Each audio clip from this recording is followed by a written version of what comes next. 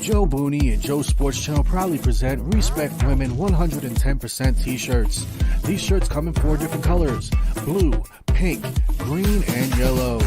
These shirts cost exactly $25 US and Canadian.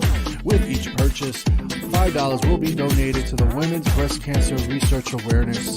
And don't forget, every Saturday night at 10:30 p.m. Eastern Standard Time, go to YouTube and search up Joe Sports Channel to catch up on new sports news and any special guests that may appear.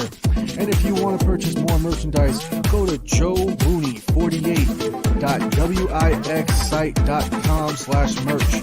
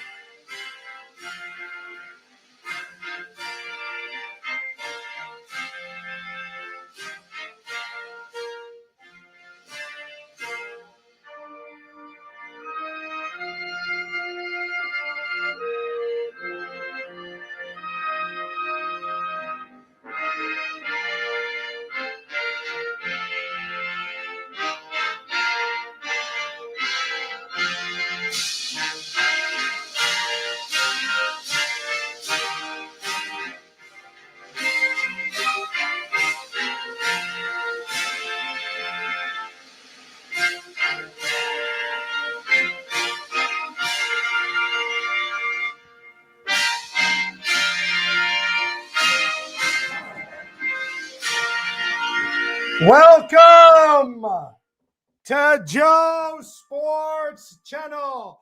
You can follow me on Joe the Fighting Joe on Instagram. You can follow me on Taker Devil and hashtag Joe Sports Channel.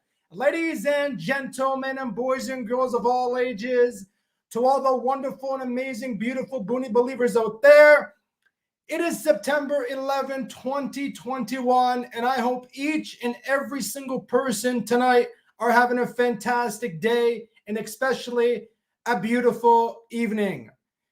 Folks, today marks the 20th anniversary of 9/11.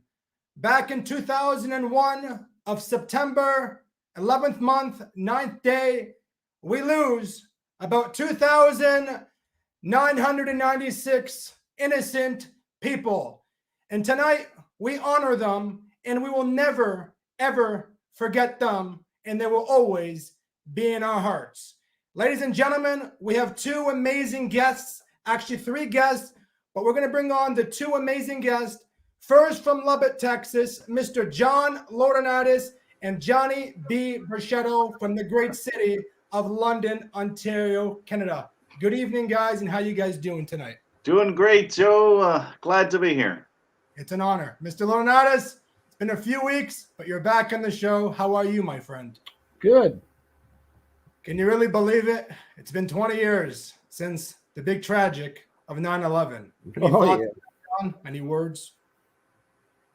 I'd just like to put it out there that that was a vicious attack, and it should always be remembered. Those people were innocent people just going about their business when that building got taken down. But that's the cowardliness of these kind of attacks. They're cowards, the people that do this. We got and there should no respect for those people, whatever, that do this kind of stuff. We have to respect those that passed away that were just doing their daily work, and next thing you know, they're in the pile of rubble at the bottom of the basement. Whatever happened, and the buildings are huge. They came down anyway. The true heroes of the whole thing were the firefighters and police that responded. A lot of them went running in there trying to save people. A lot of them never made it out alive either.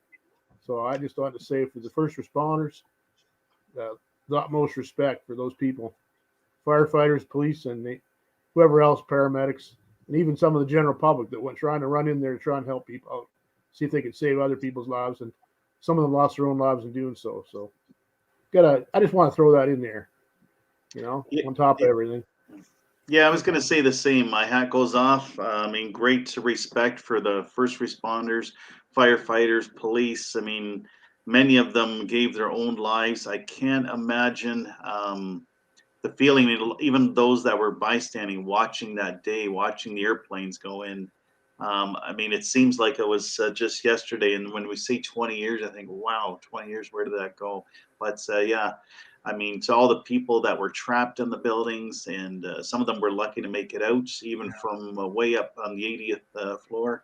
And as we know, many did not. And the family, not just the people in the buildings, but the families, and probably may still struggle to this. Who lost their mother, lost their father, lost an aunt, uncle. So again, it makes us appreciate our loved ones, and that we not take them for granted. It's tell one another we love you and we miss you, and because only the good Lord knows when we may see each other again. Absolutely. We have to love our family, and we have to love the people around us, and always make sure you tell your mother and father and the people very close to you, I love you. Yeah. Because you never know when the last time you're going to say I love you to someone. And it's crazy. They made a movie. It's called The World Trade Center. It's Nicolas Cage is in it, and many others. And I watch it every year, but unfortunately, this year I could not watch it because I was doing some stuff with my dad and some errands around the house. But tomorrow, sometime after football, we're going to get into football very soon. But after football, I'll be watching that movie. That movie is based on a true story. You saw everybody go in there, try to help the people that were in that tragic. So my respect is for the United States of America and how they responded to all the attacks and the horrible attacks from just absolutely ridiculous people. And I'm going to call them aliens, because absolutely seeing those kinds of people do that, killing innocent people, is unacceptable. Killing one innocent person is so wrong. And yesterday, I was at the London Mosque. He was saying one innocent person killing is too much to kill. Yeah, even here locally, we've seen tragedies, and I said, when we learn to respect the world and respect one another, that's when we will bond as one in the world. For sure. Let's see. May they all rest in peace. They will forever be in our hearts. Absolutely. Now let's move on to the National Football League. We are less than 24 hours away. We got a man from Lubbock, Texas, a Pittsburgh Steelers fan. We got Johnny B. Good from the great city of London, Ontario, Canada, that is a 49ers fan. And you got your host, Joe Booney, that is a Packers fan. How excited are you guys for football tomorrow? Because I am hyped, and I can't wait for tomorrow. And Cameron, we're going to bring you in right now. Hey, and don't forget, we got the Patriots fan in the house, too. Thoughts on NFL's back? We watched their first game Thursday night. An unbelievable performance by the Dallas Cowboys. Respect for the Cowboys and Dak Prescott. Yeah. First game back since that amazing, that horrible injury that he had.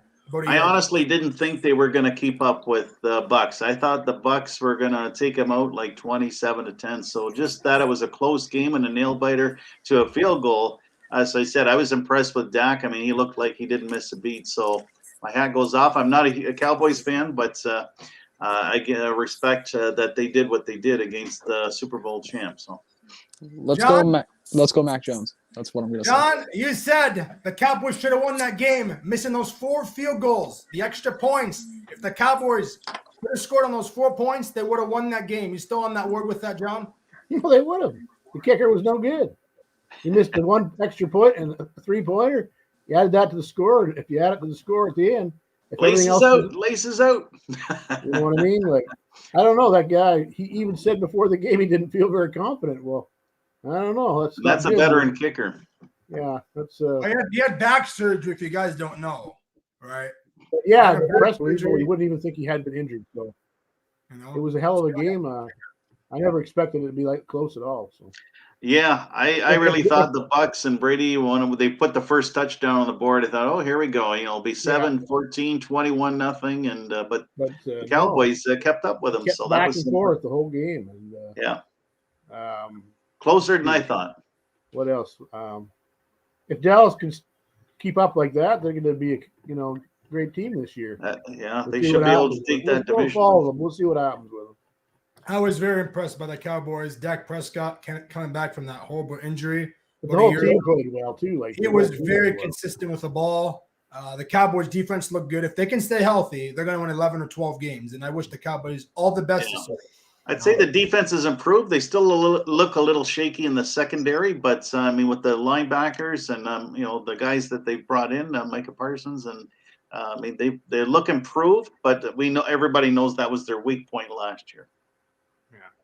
John, what do you expected to see from the Pittsburgh Steelers this year after going last year over 11-0 and losing games against the Cincinnati Bengals, the Cleveland Browns, teams that were under 500? Are you expected to see an unbelievable turnaround season from the Pittsburgh Steelers, or what?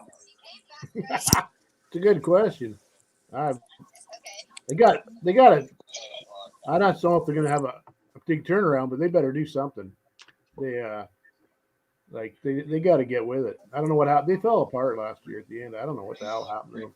It'll be interesting to see what Big Ben brings to the table. Yeah, I think that was one of the question marks. Is he healthy? Is he looking good? Is he going to hold up for the season? Always the thing, But because behind him, there's not a whole lot of confidence, right? I mean, it's funny that they brought in Haskins because I didn't think he looked good, but Mason Rudolph is about the only hope. So if Big Ben goes down again, it's going to be tough slugging for the Steelers again. Yeah, because I don't know. They should. But the exciting part is the running game with Najee Harris. I mean, again, that's what everybody said. Since Lev Bell left, they needed a run game, and Harris is expected to contribute and produce big. So big game tomorrow going into Buffalo. Well, we'll see what happens. It'll be interesting. It'll be a good challenge with Buffalo because Buffalo. Yeah, right out of the gate, you get the chance in the AFC. As far as Buffalo goes, they were probably the most improved team of the whole NFL last year. They really got well. Well, it's funny. A lot of people are picking Buffalo to be one of the teams there. Well, of course, in the playoffs, but just to go deep into the playoffs. They really. Allen's a good quarterback. I don't know. I think it'll be a great test out of the gate. That's why a lot of good games out of the gate tomorrow to see what teams are made of. So that's what it is. Let's see what they're all about. This is not all the off-season moves if they're ready for this. So I think that'll be a huge test for Pittsburgh to see where they're at defensively and offensively. I want to see if they can step it up at least. You know what I mean? Like get on the same wavelength. Everybody's got to play. Yeah. Can they win their division? Yeah. You know what I mean? Let me tell you something, guys, from Mr. Laurinaitis and to Johnny B. Good and to the Steeler Nation. The biggest problem for Pittsburgh was last year is their running game. They could not run. That's right. If they can fix the running game and manage that, the Pittsburgh Steelers are fine. They will go far. They will win the division. But it all comes down to they had no running game. If Big Ben Roethlisberger can stay healthy, and I believe the Pittsburgh Steelers will do good this year, but it has to come down to the running. They run, they're fine, they're going far, they'll win 11 or 12 games or even win the division. But tomorrow is a big challenge against the Buffalo Bills in Buffalo, New York City. Yeah, with that stingy defense in Buffalo, as I said, Najee Harris is going to get a good welcome to the NFL, and we'll see if a dose of Harris, can make it through the Bills' D. Cameron, thoughts on the Pittsburgh Steelers? I know you're not a Steelers fan, but we're just talking Pittsburgh right now before we get into the games. Oh yeah, 100%. Bills fan. I actually have a friend who is a Bills fan, but Pittsburgh Steelers, their receiving core is kind of meh right now, in my opinion. But also, Big Ben is getting up there in age, and I don't know if he can make the same throws as he used to be able to. On top of that, Najee Harris, I don't know if he's going to be the long-term running back in Pittsburgh, but I hope he is. I really hope he is. I hope he doesn't turn out like a Le'Veon Bell. Yeah. And I also hope Pittsburgh actually does make it down to the divisional because I'd love to see us play them again. Yeah, it'd be great. Now, let's talk about the 49ers for a sec. Johnny B. Good last year was a disappointing year after going to the Super Bowl, up 10 points, less than 9 minutes left in the quarter. Well, as I said, It's if Patrick you lose to Mahomes. the NFC East teams, you don't deserve to make the playoffs. It's Patrick Mahomes, man. He's just magic. Holy crap! There was no match against the Buccaneers in the Super Bowl. No, not that. Not with that Magic team. winning. No. The O-line left them. Yeah, the O-line. He was But yeah, as far as the 49ers, I'm excited. Great things, again, expected this year. The one thing I love is with Shanahan and Lynch, they've done a lot of rebuilding. They've brought in a lot of different guys. Their biggest weakness, injuries, yeah, that happens. I mean, goodness, they were down to their third, fourth, fifth string guys last year and still making the games close. But they built a lot of depth and, improved the receiving core. But the secondary was where they were weak. And, again, they've brought in a lot of different guys to improve that. They've drafted guys. So I'm excited to see. I mean, I don't know if playing Detroit's going to be a big test for them, but on the road and going into Detroit, I wish I could have been there. I look for it every 5 years. I wait for them to come to Detroit and help with the border crossing. I can't, of course, we can't get there to the Dome to watch the game, but should be exciting. Should be good. They bring up the schedule, guys. Bills fan. No, that's tragic. Yes, sir. Yes, sir. That is tragic because Mr. Mac Jones is now going to be the terror of the division. I think that was a bad mistake releasing Cam Newton. I'm not a Cam Newton fan, but I think that was a bad mistake from Bill Belichick and the New England Patriots. Because what if Mac Jones not a goes down? mistake. I personally think that was a bad mistake. Because you know what? He was a healthy guy. You can put him on the sideline. If you need him in, you put him in. Now who do you have as your backup? Well, I was going to say, we have Brian Hoyer. We have Brian Hoyer and Jarrett Stidham. And Hoyer's a night. Well, he used to be with the 49ers, and he was good for a pick six. So that's why I think of Hoyer as a good pick six guy.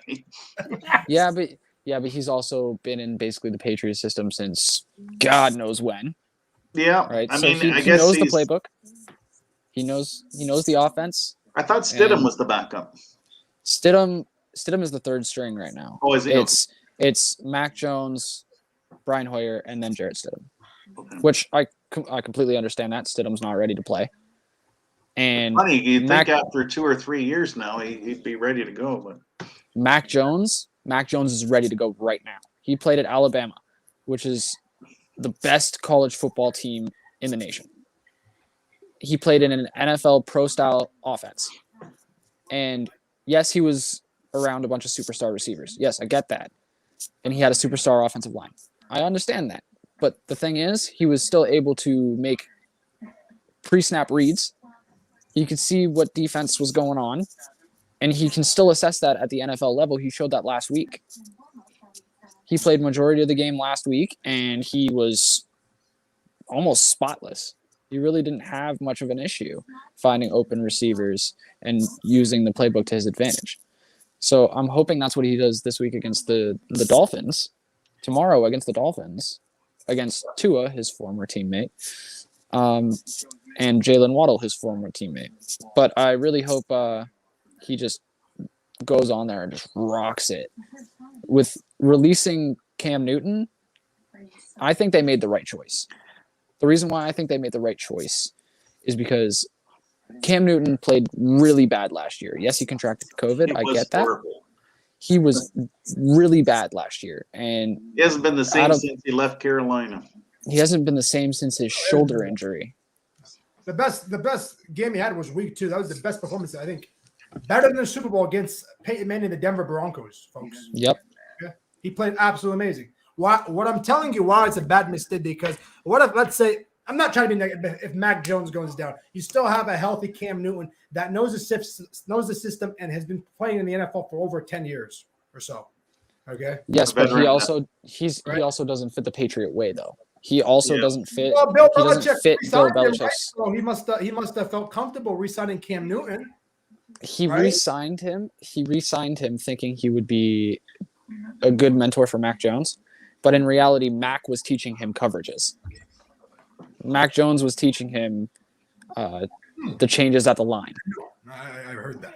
Which is Yeah, interesting, considering the all rookie comes in and shows the veteran. All the pre-snap reads and everything, he was showing Cam everything, and that's why Bill was like, "Get him out of here. Mac Jones is the guy." Yeah. We have And- a man. we have a Again, man the back- only concern, I guess, with Mac is being the rookie, and I know he said he's got the experience. He's looked good in preseason, but this is the stepping up to the big time, and all the different teams and all the different defenses and reads. Is he going to be able to do it week after week? Well, we have I a don't man know. Excuse me. We have I a don't man really. backstage with a mask on. We'd like you to take the mask off. We don't show anybody with a mask on. Okay, thank you. Who's got I a will mask? bring you in a couple of minutes, but go ahead, Campbell. What's this? The only Halloween's thing- not for a while yet. The only thing saying Mac Jones won't be able to make reads week after week, I can agree with that. The only reason why I can agree with that is because so many different teams are so good at disguising coverages. Like even your 49ers, for example, or John Laurinaitis' Steelers. They're really good at disguising coverages. I see the Polamalu jersey. I definitely can appreciate the Polamalu there, by the way. But I mean, disguising coverages and maneuvering around the defense, taking what the defense gives you, that's basically what I'm hoping Mac Jones does. I think Mac Jones will just be able to do the dump off, the Tom Brady method, and just go for long, methodical drives and just take what the defense gives him all the way down the field. And I think that's what Bill Belichick wants. I think he's going to be good. I'm just hoping he's bad because I know the 49ers had a chance to take him. So we'll see which project works out, but I think it'll be good for both teams. Yeah. I think the Patriots are going to have an unbelievable year. I think they're going to win games this year. I think they're going to do well. But you know what? The big test is tomorrow with the Miami Dolphins and Tua. We're going to get down to that game, but I want to bring up the schedule and talk about one game that I am actually interested in. Jacksonville Jaguars, Trevor Lawrence against, well, you can call them the Tyrod Taylor. Tyree Taylor. So now you don't have Deshaun Watson. Deshaun Watson's on the sideline. Might not even be. Expensive Jags sideline of a quarterback. Jags take that W. I'm picking the Jags to win over 10 points tomorrow with Trevor Lawrence, 3 TDs, 1 interception with 307 yards on the day. I'm picking the Jacksonville Jaguars. I think the Jaguars are going to come out performing tomorrow, and I think they're going to be a blowout. I think it's going to be a closer game than you expect. I mean, I've never, it's been a long time since Jacksonville's blown out anybody, let alone beat it. But, and again, it's in Houston, so I think it's going to be a close game. I'm going to see a field goal game. Picking a field goal game. John, I think Trevor Lawrence. I think Trevor Lawrence and the Jags win by a touchdown. I don't know, and the home team game. In all reality, I'm still going to go for the underdog. I can't not, because there's been so many instances where the underdog still is booed out of the frickin' park, yet they still somehow come up on top. I think the home team is going to get this one. You can call them underdog, but they're both underdog teams, Yeah, that's the thing. But in each team is a question mark. You don't know what you're going to get from either team. Exactly, but in a double underdog situation, that's usually when you go for like the home team. That's like theoretically it's like a catch-22. You're going to go for the one that's got the most reputation at that point for the home stadium. If it's a double underdog situation, then you look at stats. If the stats are still matching, then you just go for home or away. You should go with picks, Joe. Who's picking who? I'll pick the Jags to win. I'm picking the Jaguars to win by 10 or more. I got the Jags to win by a field goal. Jags to win by 7. Mr. Laurinaitis, what do you think about I agree. 7 points. Touchdown. It's been a long time since Jacksonville's beat anybody, let alone blow them out. I don't know. You know I can say the same thing about San Fran, though. Oh, man. Well, the Lions, we're going lion hunting tomorrow. It's going to be a good day. I mean, you do have an ex-Patriot quarterback, Jimmy G. Yep, that's right. Well, he learned from Brady. And he's in a much simpler organization now. All right, let's go to Chargers and Redskins. The Chargers and Washington football team. Yes, we know. Chargers. Team. Okay. I have to stick with Cam with that one. I got to go with Chargers. Yeah, I'm going Chargers too. Again, Washington has improved their defense. I'm just not sure. Fitzy is good, but you never know what you're going to get. Is he good? He's bad. Off. So I think Herbert's is going to be on his toes with the Washington D, but I still like the Chargers to win by a touchdown. I'm picking the Chargers to win by 10 or more. I think the Chargers are going to come out strong.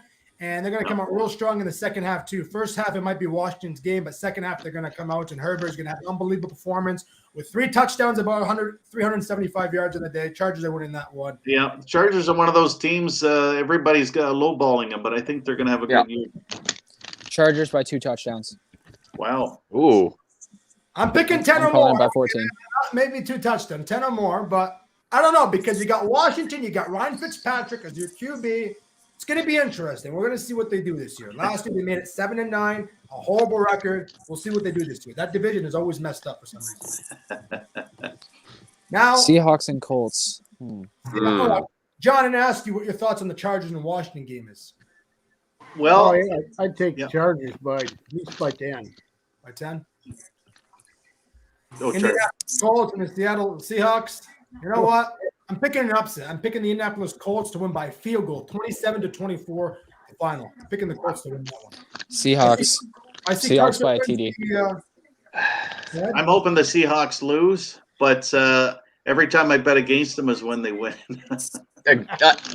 See, and again, that's the thing with at these pro lines.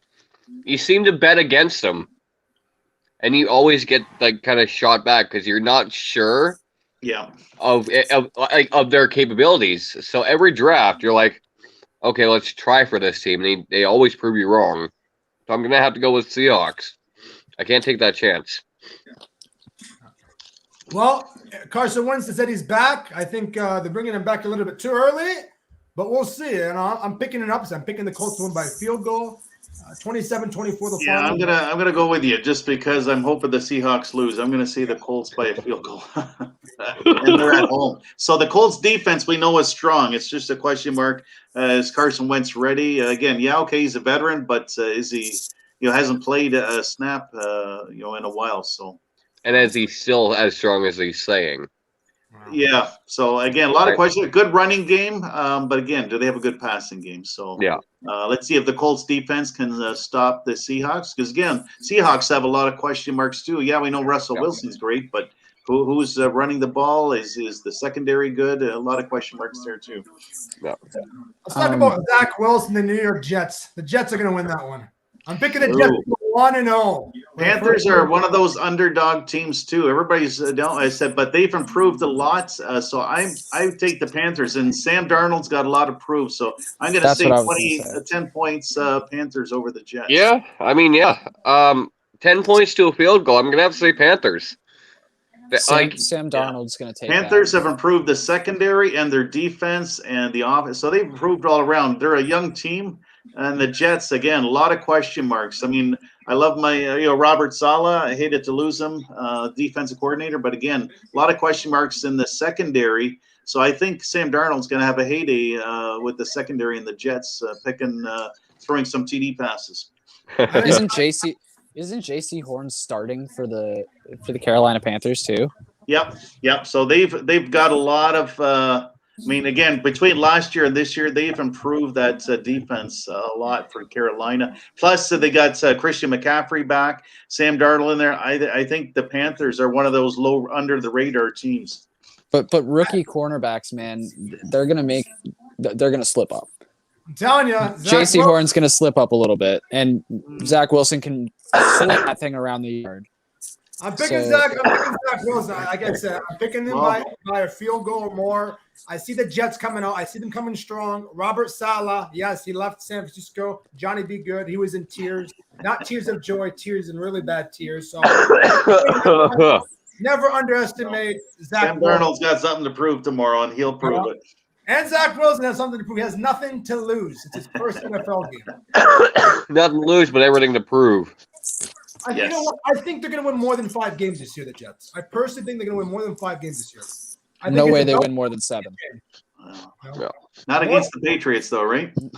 Ah, Not against the Patriots or the they're Bills, not. so I don't know. I mean, Tom Brady and they're gonna Gronk. No, not a chance. But Cam Newton, I can't really agree with that.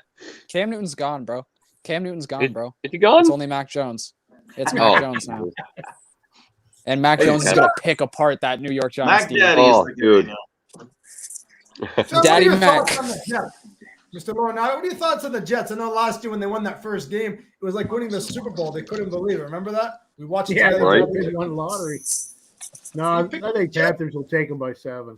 It's almost like the Pats won the fucking Powerball again. Yeah, Yeah. right. You got the Vikings. Hey, you might Nate, watch the Vikings. language a little bit, Apologies. just so you Now know. you got the Vikings against, Joe Burrow and the Cincinnati Bengals. Now I look at this game and I say to myself, listen up. Those Cincinnati Bengals are a good football team when they're healthy. Joe Burrow, I love the guy. He's talented. He's good. He's an underrated quarterback. And you know what? I'm picking the Bengals to win tomorrow by 10 or more. I see an upset, and I see a good win by the Bengals and a healthy team this year from the Cincinnati Bengals. Myself. They're healthy, and they're young. And you know what? They got nothing to lose. They're a rebuilt team, folks. They're a rebuilt team that will do well. I think everybody knows the offense is going to be great. I think we're just not sure about the defense for the Bengals. Have they improved it to be able to stop? Minnesota, I don't know. I think that's one of those you're not sure what you're going to get from either team either. The Vikings haven't looked great in the preseason, and Kirk Cousins, you never know. And back on the Bengals thing about the whole first thing there with great season and everything. You don't really know where a team's going to stand if you got new players. If they're all like a whole new players, people are already stereotyping the entirety of the team itself based on the past experience. So they don't really get a chance to show, how good they can bring this team up, because no one will actually back them. So,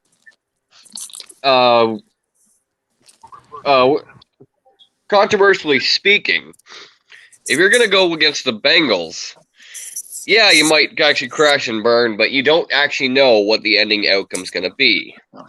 So, offense, defense, I mean, at that point, if you're a well-rounded team, it shouldn't matter. It should just be, we're going to win this one, or, you're going to, fluke up, work it out the next game, keep going. But I'm going to have to say, I'm going to have to go with the Vikings, because I feel like with the Bengals, it's too early to tell whether they're actually able to hone out that well-roundedness or not. Yeah. And I think the agree. Bengals will be improved. They're not going to get blown out. Like the Bengals usually would get blown out, but I think they're going to make the games a lot closer now. So they are better than last year. But I'm going to go with the Vikes too in a field goal game. The problem I have with that, I agree with you guys with being that the Vikings are going to win the game, but the problem I have with the Bengals is Penei Sewell was available in the draft. Why didn't you pick him? Joe Burrow basically stepped on a landmine last year, and you're putting your franchise guy at risk. Why? Is a Carson Palmer situation all over again? money. I don't know if it's a Carson Palmer situation all over again. I haven't heard Carson Palmer's word in a long time. They still drafted some O-line guys, and they did bring in some other guys. And Sewell hasn't looked that great in Detroit. Money, stats, and experience at this point with them. Yeah, but in the late rounds of the draft, they picked up offensive linemen.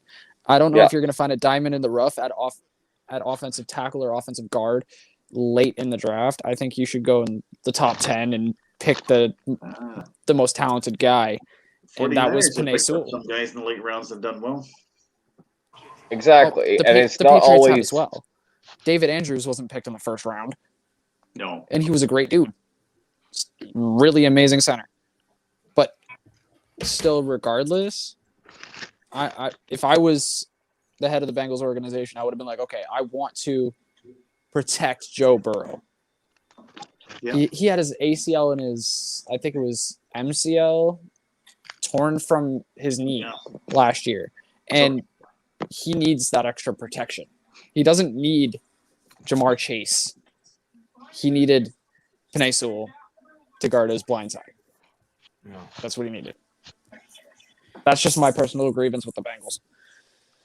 You know what? It's going to be interesting with the Bengals. And I know, John, that's in your division. We're going to bring up the Pittsburgh Steelers in a moment. You told me last year you like how the Bengals' performance they played at the end of the year. Are you going to – you think this year they will win more than 6 or 7 games? Your thoughts, John? Because you got Cleveland, you got Baltimore, you got you guys, and you got Cincinnati. Are they going to win more than 7 games this year, John, the Bengals? If they stay healthy as a healthy football team. The Bengals? Yeah. Yeah. It's possible, but I don't – like we were talking, I don't know how proven they are. I'd give I them think 8 games. Vikings will take them by 7 probably. I'll give them 8 wins on the season, no more than that.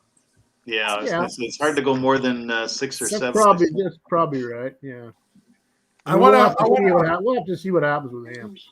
I want to welcome in the most quietest man on the panel, my father Mo. I know you're quiet listening in. We're going to talk about. Sorry, guys. I'm just watching the Jays destroy the Orioles. Well, they were losing 10-5. Oh, crap! They had like 7th inning. Wow! I turned it off when it was 10-5. Wow. Get wrecked, man. Damn. This is the doubleheader. Oh, crap. Yeah, get wrecked. They spoke them. Don't even let me get started with those hot Blue Jays. We'll talk about that on another day. To the playoffs, boys. Now, you got Kyler Murray and the Arizona Cardinals. And you know what? Last year they had a hot start, but they finished lousy. Okay? Arizona's a funny team again. They kind of go on a roller coaster. They go up, they go down, they go angle and angle. But I believe this year, if the Arizona Cardinals can stay healthy and Kyler Murray can perform like he did last at the beginning of the year, they will make the playoffs. They will go into the wild card. They will win the wild card, but they will lose that divisional game to whoever. So if Arizona stays healthy, they will win. But tomorrow the Titans are going to win 34-21 the final. I'm thinking. Yeah, I like that. I agree with you. I think the Titans are the stronger team. They're at home and with all the new weapons. Arizona is good. They're improved, but they typically don't do well on the road. Julio Jones, regardless. Oh, adding that to A.J. Brown and Derrick Henry. So many weapons. Yeah. They have so many offensive weapons, man. Holy, Derrick Henry is like a full-grown fridge. And then you have to guard Julio Jones, a 6'5", 6'6" human playing wide receiver, looking like Calvin Johnson out there. See. Oh, my God. And that's just it. They're a fully offensive team. There's nothing wrong with that. But the key to a good offense is a quick and decisive defense. So if you don't have a great defense that can act or think quick, you're not really going to get anywhere on the defending yardage.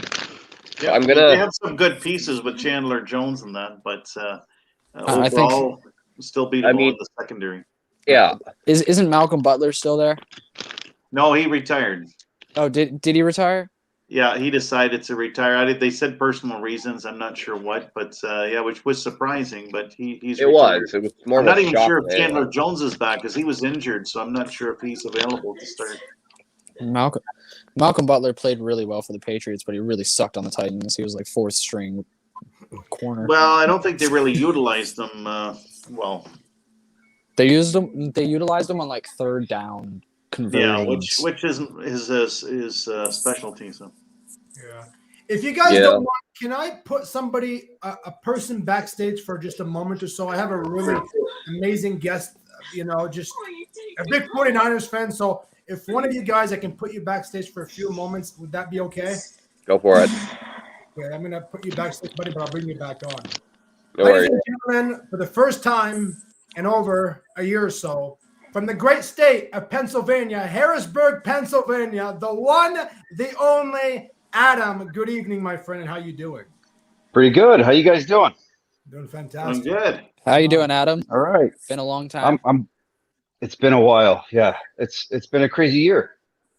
It sure has. How are things going with you and the family? Oh, it's up and down.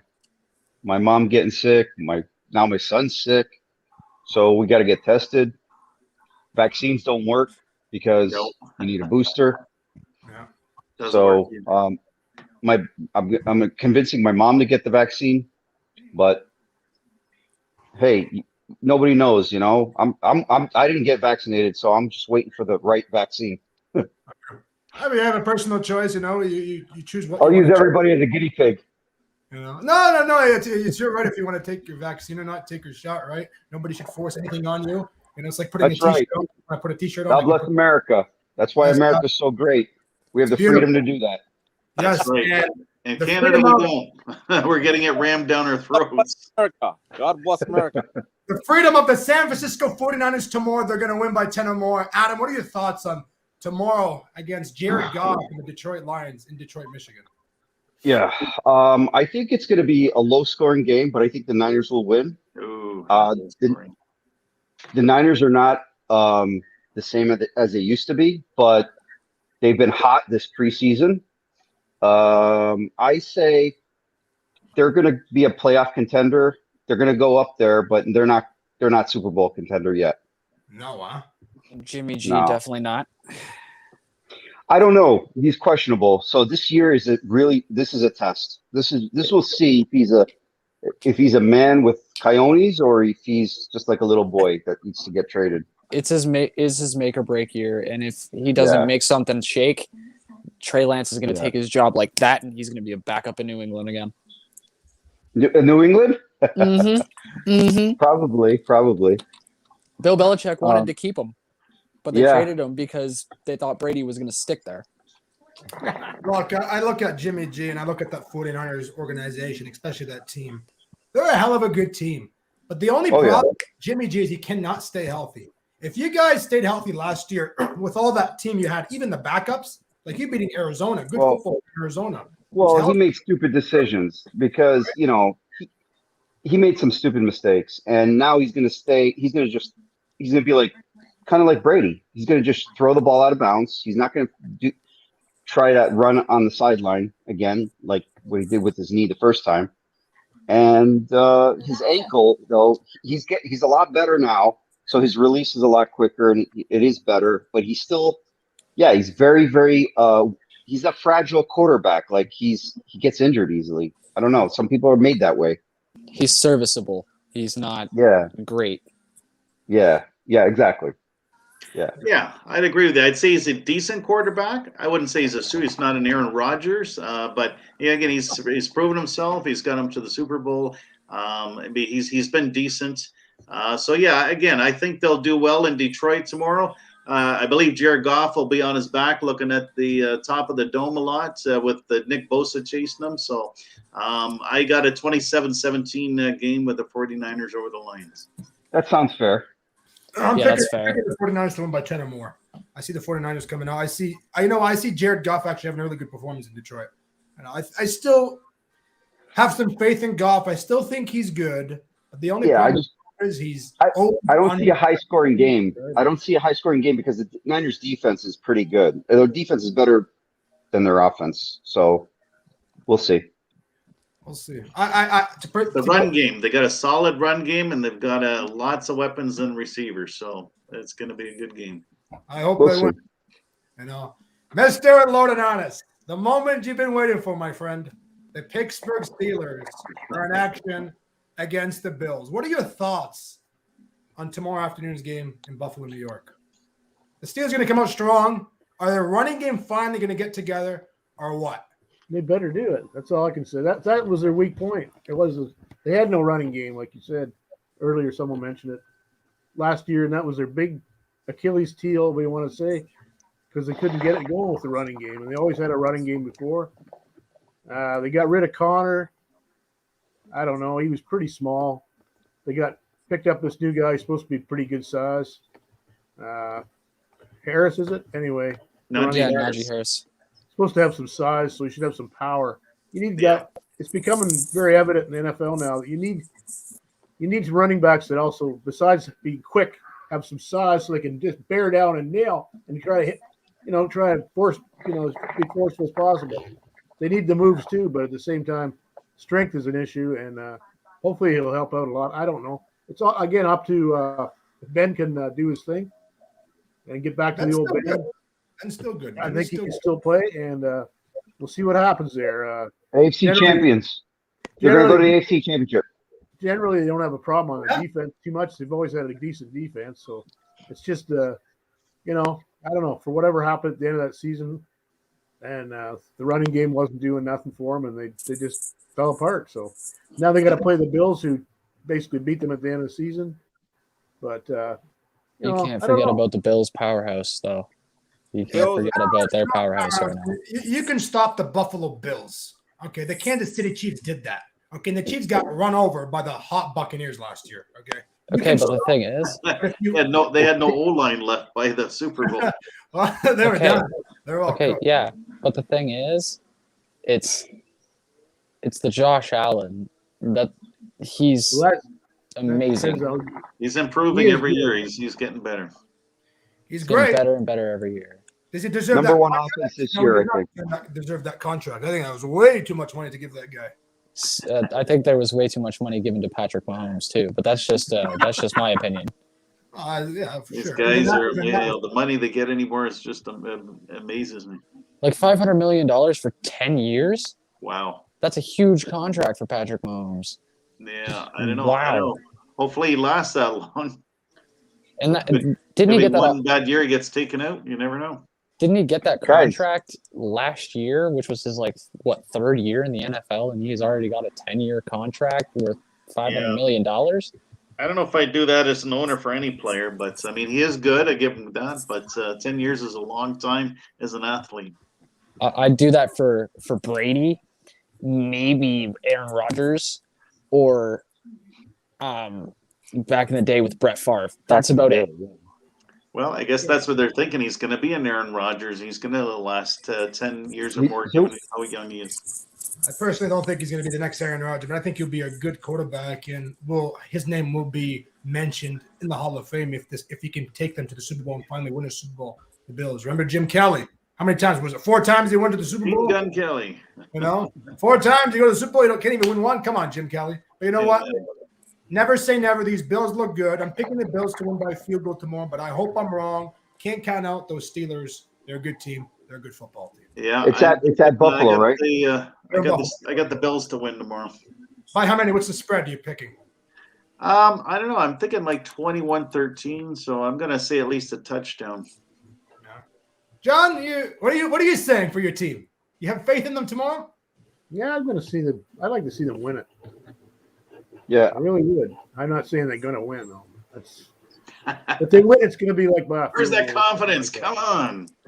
I don't know. I was 24-21 for the Steelers. They went 11. They went 11-0, and then they fell apart like I don't know what, down like the rodeo clown, as far as I'm concerned. Well, it was the quarterback, right? And again, it starts men's then. They were just, I don't know. They were all they didn't play as a team, and that's what happened. I guess I can't say much more about it. I don't. They just didn't do it. Going into Buffalo is not going to help them either. Well, not. I'm going to give Laurinaitis the benefit of the doubt, and I'm just going to say Bills win by a field goal. There you go. You know what? Because John Laurinaitis is a nice guy, and I'm really gonna pull for his team. He's better than a nice guy. He's a terrific. It was a disappointing season when they went 11-0 and then just dropped off, and that was the end of them. So, Juju started watching football as a Steelers fan. They got to get better. So, I hope they're improved. We'll see tomorrow. It'll be a big test, and whether they win or lose, see. Nice if they do lose. I hope it's close, like a field goal. Not some friggin' blowout like some of the games the end of last year. I disagree. Juju was giving them bad juju last year. They're I disagree, guys. I think Pittsburgh's going to rock them. Wow. There How do you you go. say, Yep. say that? Because I think this is Pittsburgh prepares, man. They have a good coach. Their preparation is going to be there. They're going to be ready to beat the Bills. But how many are you saying? It's going to be a close game, but within 6. But I think Pittsburgh will win. Pittsburgh's going to the AFC title, and I think there's a good chance that Pittsburgh might win the Super Bowl. Hey, Wow. Guys, Wow. this is crazy. That's a What I'm bold saying is a little prediction. crazy, but because the experience of Big Ben, talking about. the Is he yeah, gonna I last? know Is he I gonna might sound last through crazy, 18 guys, games? but here, listen, guys, this is it. This is it for Big Ben. Yeah, but that's the big question mark. Can he last through 18 games and the playoffs? I believe he can. After what he went through, listen, great soccer player. I don't know if you guys remember this guy. His name was Ronaldo from Brazil. Yeah, He we've went heard through of him. horrific injuries. He came back and won the World Cup. Okay, and that's what I believe. Ben has that kind of passion. I think Big Ben is the type of player. He's a comeback kid. I think he's going to come back and win the Super Bowl, or at least get to the AFC title. Isn't There's that good is, confidence. That's what John needs. I'm just smoking on that shit. Yeah. isn't that Wait. Brady's nickname though? The comeback kid, isn't that him? Isn't that Well, Tom Brady? Well, that's coming back every game when they're down. Yeah. I'm saying But saying he off comes of an back injury. and he wins all the time. I'm saying from an injury. All right. Eagles Never don't. gets hurt. Brady came back from a knee injury once against the Kansas City Chiefs. Yeah, but Brady's just a machine. He's incredible. He hardly ever Oh my gets God. hurt. Ben Roethlisberger's gonna have a terrific year. They got a I tough. believe They got a an okay schedule to beat, but they kind of have when they go to mid of the season. They got a tough schedule. These Steelers, again, going back to what I said, these Steelers will be great if they're healthy and if Big Ben can stay healthy, but only under one condition: if that running game can finally get going over gotta 50, pick it up. 100 yards. They got to pick They it have, up. they have Connor. They have. I forget. Do they have Connor still on their Nice team? job. No, he's in Arizona now. I don't know why. Yeah. I Oh. thought he was a solid runner, but they got rid of him. Oh shoot, man, that's huge. Okay. Yeah, he's in okay. Arizona. I believe the Cards picked him up. Now, Oh, That's Yeah, scary. well, he didn't do anything last year. Well, he didn't have an O line to run. He had nobody blocking or moving for him. Well, there you go. you pick the Eagles and Falcons. Now we have two underdogs, two birds. The Eagles. Falcons will win. Team. I got the Eagles. Eagles. The Falcons Eagles. are another mystery team. You don't know what you're going to get. Other Falcons than are choke artists. Yeah, Eagles aren't Eagles. great, but I think they'll win tomorrow. I'm picking an early. I'm picking an early score for that one. Really, really close and early. I'm picking a 12-7. You know, Yeah. one of those Okay. easy, just all For defense. 12-6. You know, Hurts will win it with, about a few minutes left. I think Hurts is good. Yeah. He's young. It's actually his first full season with the Philadelphia Eagles. Last year played a few games because of Carson Wentz's injury. So yeah, I'm picking the Eagles to win by 5 or more. I hope they win because of my brother King Goose. I wish them all the best this year. Win more than 7 or 8 games. Fly Eagles fly. Maybe they can fly this year a little bit. Maybe I don't. Mm. Yeah, they'll stay low. Hey, They'll fly low. that division that can go either way. Yeah, the Falcons are choke artists. I don't expect them to win more than 6 games this year. Yeah, Even with you Kyle don't Pitts. see it. There's just so many holes in defense and offense. I'd love to see the ratings on that game. Yeah. They're probably going to be the lowest ratings you'll ever see. Oh, you know what's funny? Here in the great city of London, Ontario, Canada, there's a lot of Falcon fans actually. To be surprising, the people I know. Really? Really? There's Wow. a few around, yeah, who like the Falcons. Those dirty birds, all right? Yeah, dirty birds. That's as bad as being a Philadelphia Flyers fan in London, Ontario. Yeah. Oh my gosh. You remember that, John, when you came down? Oh, yeah. when the Flyers stuck in it, was put in the guy's face at the I bug didn't yard. like it. I thought he was going to attack you. Oh, this game. Browns Freedom of and- speech, man. Yeah, Freedom of speech. Chiefs. absolutely. Chiefs by at least a touchdown. I think that's a big game for both teams because the Chiefs, the last time we saw them, they didn't look good, and the Browns got beaten by the Chiefs. So this is a big first game for both teams. I still think the Chiefs are going to win, Chiefs but big first game for both teams. I'm picking the Chiefs to win by 10 or more. I think Patrick Mahomes is going to score. I mean, the Browns did improve the defense, so I don't know what to expect, but it's going to be I think it'll be a good game, close game. It's going to have a massive game. Who? No? That one more time? Mahomes, yeah. He's my fantasy league, so. I think Tyreek Hill is going to have a good game. Oh, yeah. He always does that. I think Baker will have a good game tomorrow afternoon, too. I think he'll have a really good game. I hope Odell Beckham actually gets some catches. I picked him in the first round of my fantasy draft. He's been absent. We'll see, man, if he doesn't get hurt. Chiefs by 3. It's going to be a tough game. I'm telling you, serious shit. By 3 points. Yeah, Chiefs by 3, 37-34. No way. I think it's going to be all offense, Adam. All offense. I got 30-27 for the Chiefs. Their arms are going to be slinging tomorrow. You'll see it. I got 31-21 the final. Yes, that's it. 31-21 the final. All right, I'm gonna pencil that in, Joe. I'm gonna pencil that in. All right, we'll see. Okay. Now I'm waiting for the game that everybody's been waiting for. Packers. The Green Bay Packers. Aaron Rodgers is back with one of his old teammates, Mr. Randall Cobb. Now, we're not playing in New Orleans because of that hurricane that happened a couple They're in of Jacksonville. Are with the New Orleans family and for the rest of the great country of the United States of America. May God bless that beautiful country. The Packers tomorrow, I believe they will win by 14 or more. We're playing in Jacksonville. Aaron Rodgers at least 300 yards on the day with 3 touchdowns. Packers win solid, playing a good football. I agree. Yeah, I agree too. I think the Packers will win, but I don't think. I mean, the Saints are in a team that typically gets blown out. I mean, I know it's changing the guard between Breeze and Winston, but I still got the Pack win like a 27-21. I think. Well, we're talking about Jameis Winston, the 30 for 30 kid, right? Yeah. Yeah, definitely Pack is blowing them out. But he will not be a 30-30 kid this year. I think he'll have a better year. And I think, Sean Payton's a great coach. One of the great coaches. Good coach. They still got Kamara and some other pieces. Good defense. So. Well, I mean, as long as Jameis Winston can at least get some of the deep balls downfield, then you're half decent. But I really don't think that's. He's improved since he left Tampa, but.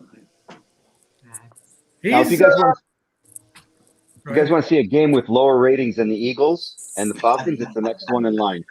Okay. Man. Before we talk about that, Come on, Mo. I want John to talk on the Packers game. Quarterback and offense. Come on, man. We going all the way, bro. Oh shit! Don't my god! Orange Crush. Orange Crush. You're still back in the 90s. You're on the next. You're on the Broncos. Giants. Giants win that. John, what do you think about the Packers? Joe, go back to the Packers. I'm sorry to skip like this. Go back to the Packers. Go back to I wanted to ask Mr. Laurinaitis, you're picking the Packers or the Saints for that one? Packers. Picking the Packers? What's the spread you're going by with the Packers? At least 10 points. At least 10 points? Okay. Agreed. I'll be back in 5 minutes, boys. 5 minutes. Okay. Now let's talk about the Denver Broncos, Teddy Bridgewater, and the Broncos against Daniel Jones and the New York Giants. I look at these Giants, and every year they don't impress me. They don't impress me at all. They never win. Like, do you remember that movie, John? What was that movie, that fan that could never go into the stadium? He would listen to on the radio outside of New York. What was that movie? I don't know. He was the fan. He could never afford to get a ticket, so he always sat in the parking lot and watched it on the TV. He had a TV in his car. And that's been the Giants since. The only time the Giants are a really good football team was those 2 years, or maybe a few years before that, when Eli Manning took them to the Super Bowl and won that Super Bowl. Now, that was it. If the Giants want to improve, they need to improve on their offense, but especially their defense. They give up a lot of points. And last year, they gave up a ton of points against teams that were under 500, that were not even the playoff race. So if the Giants want to improve, they got to improve tomorrow. But I'm picking the Broncos to win by at least 14 or more. Oh, yeah. Never say never. Maybe Daniel Jones and the Giants will have a turnaround season, right? Oh God, I Well, hope the they don't lose Broncos, to we Drew know they've Lock. got a solid defense. It's just been the question mark has been a quarterback for the Broncos. But I think Teddy's, again, not great, but a decent quarterback. So he'll get the job done for him. Oh, I thought Drew Lock was starting right now. No, Teddy won the job, so he's starting again. The veteran experience. I thought Drew was the better QB, but I guess they're going with the veteran. So again, we'll see how long that lasts. But Broncos might be one of those teams under the radar again. I think they're better than we think they give them credit for. Well, Jerry Judy's a weapon. That is not even. You're not able to mistake that, but I don't know. I don't think they're going that far, especially with Drew Lock as a backup quarterback. Drew Lock played terrible last year, so. Yeah, well, I gotta. I hope Teddy Bridgewater does well. I hope he does. Bridgewater's a good quarterback. He's a good quarterback, and you know what? If they're healthy, this team can go to the playoffs. They can win 10 games or more. Yeah, I got the Broncos winning by 10 or more. If Bridgewater can stay healthy, they got a very good offense, good receiving team, very good receivers, but they got a good defense too.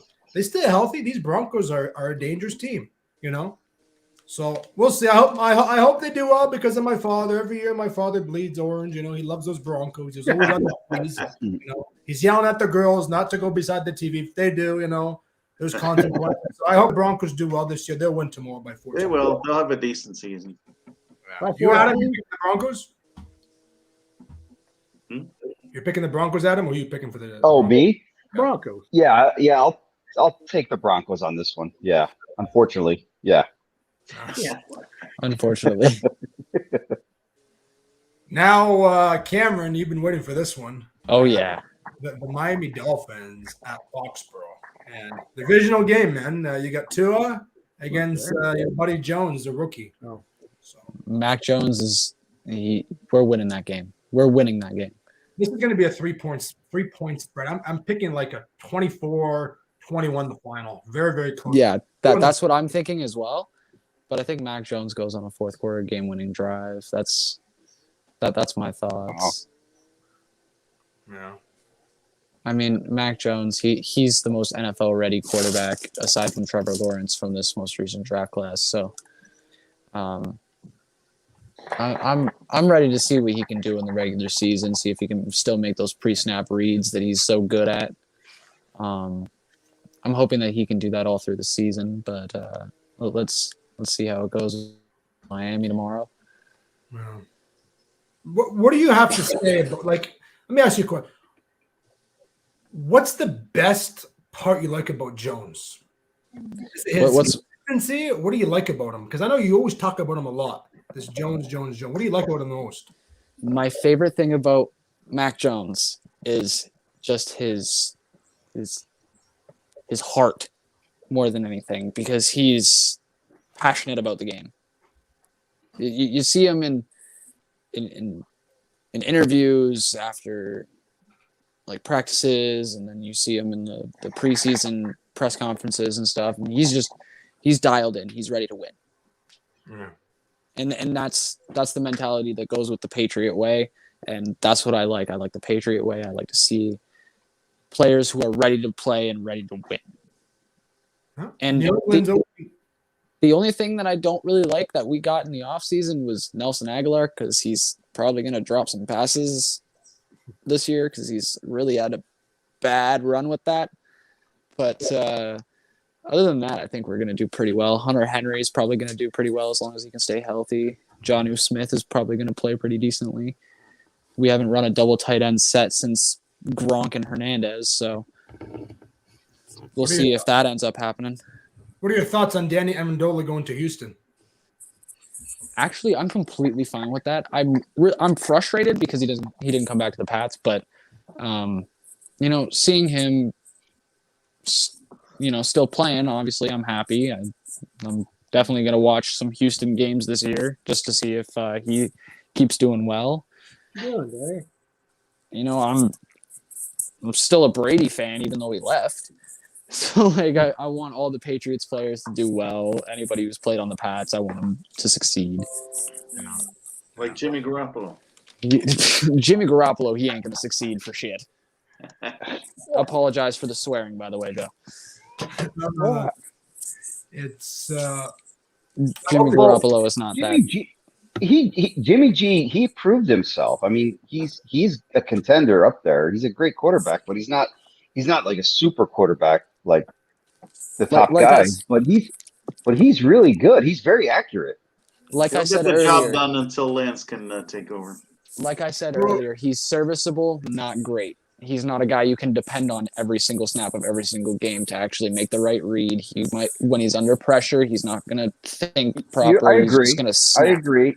He can't think for himself. The play calls are great coming from Shanahan, and then that's what he runs off, and he does well with that. But like you said, yeah, if he has to think twice, he's done.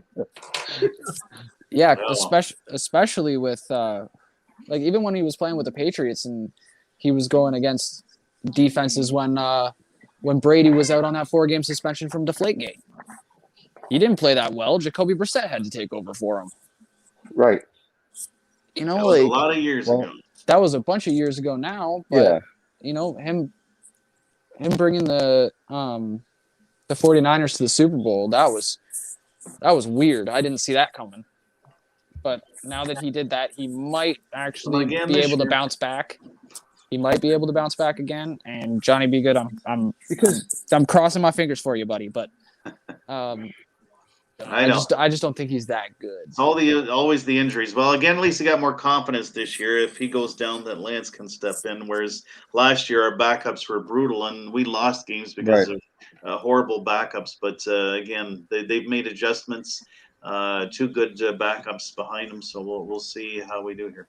Wasn't Blaine Gabbert a backup for you guys? Oh, goodness. Yeah, so was Brian Harry. I mean, goodness, you're going back a few years. Yeah, Gabbert was horrible. I never liked him, even in Jacksonville. So I'm glad they dropped that one. I'm glad they didn't keep him around. I'm He's also still glad playing that they didn't I can't keep. remember. I'm also glad they didn't keep Hoyer around because I'm glad he's back in the Patriots uniform. Yeah, well, yeah, he struggled maybe with Shannon, but yeah, like you said, maybe he does well in New England. So, I mean, he's really good with Belichick's system.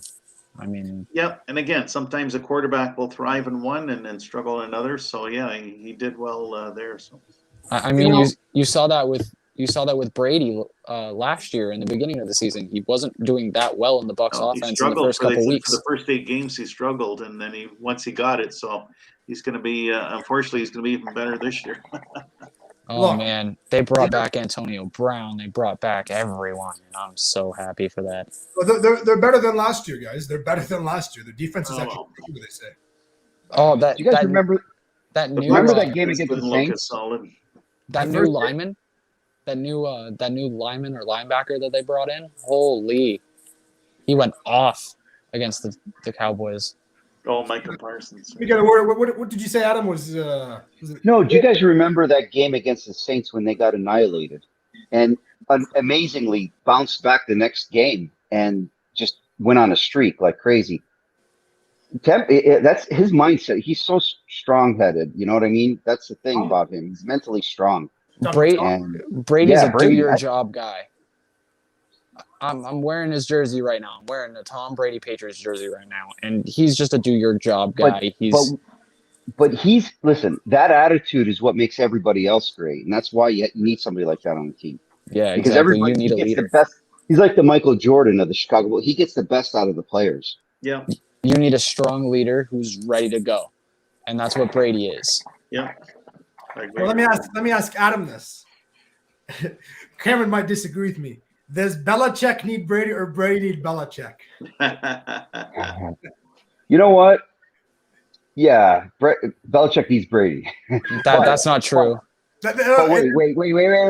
Belichick is a great coach. Don't get me wrong. I think the Pats will beat the Dolphins, but I also think that they are going to go pretty far this year. They're going to win 9 or 10 games. Are you saying the Patriots are going to win 9 or 10 games? Yeah.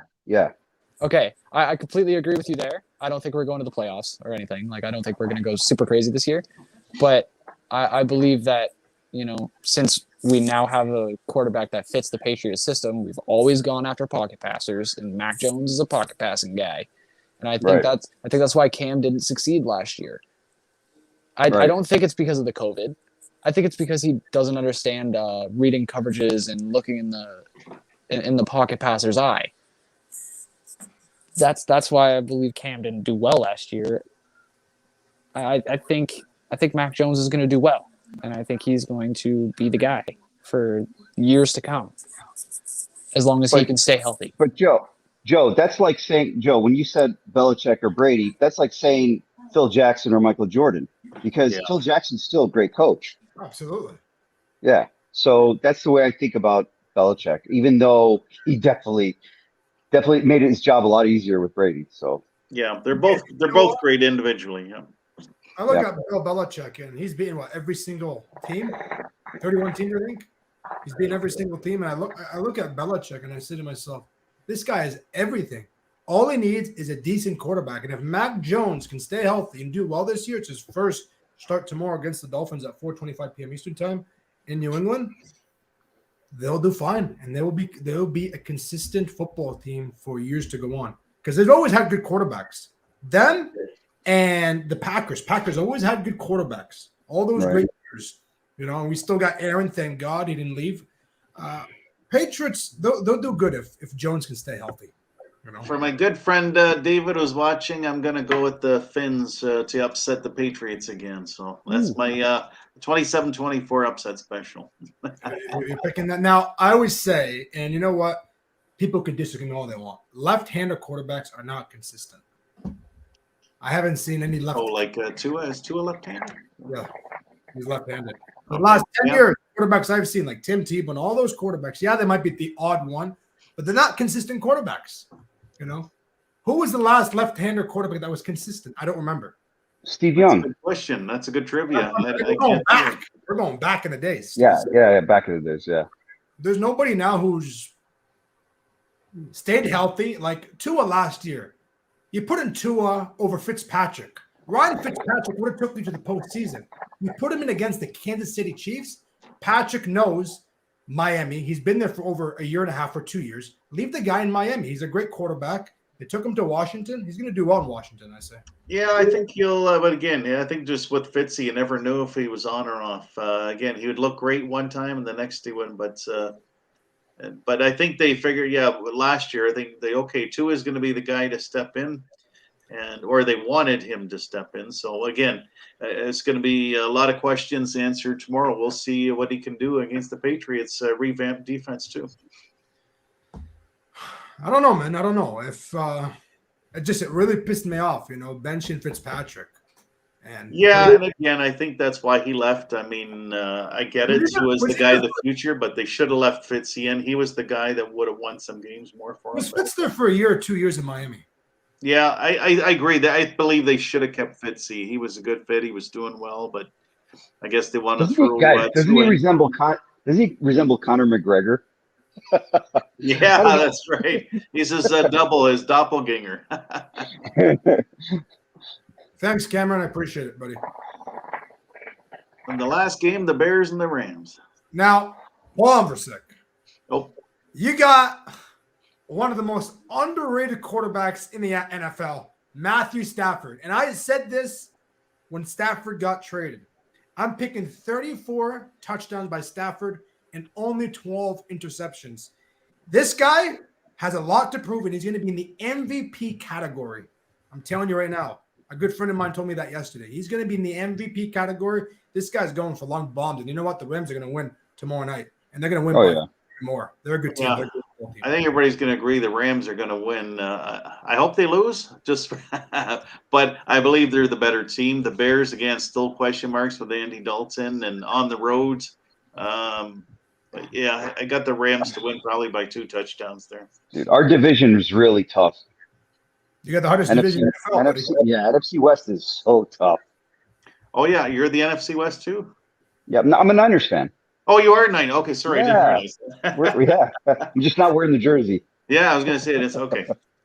But yeah, again, I know the Rams because everybody's picking the Rams to win the division, and I thought again, I give them kudos. They're great. I love that we beat them every year, but it's great that everybody picks them to win the division. So, because that way we fly under the radar. Yep, that's right.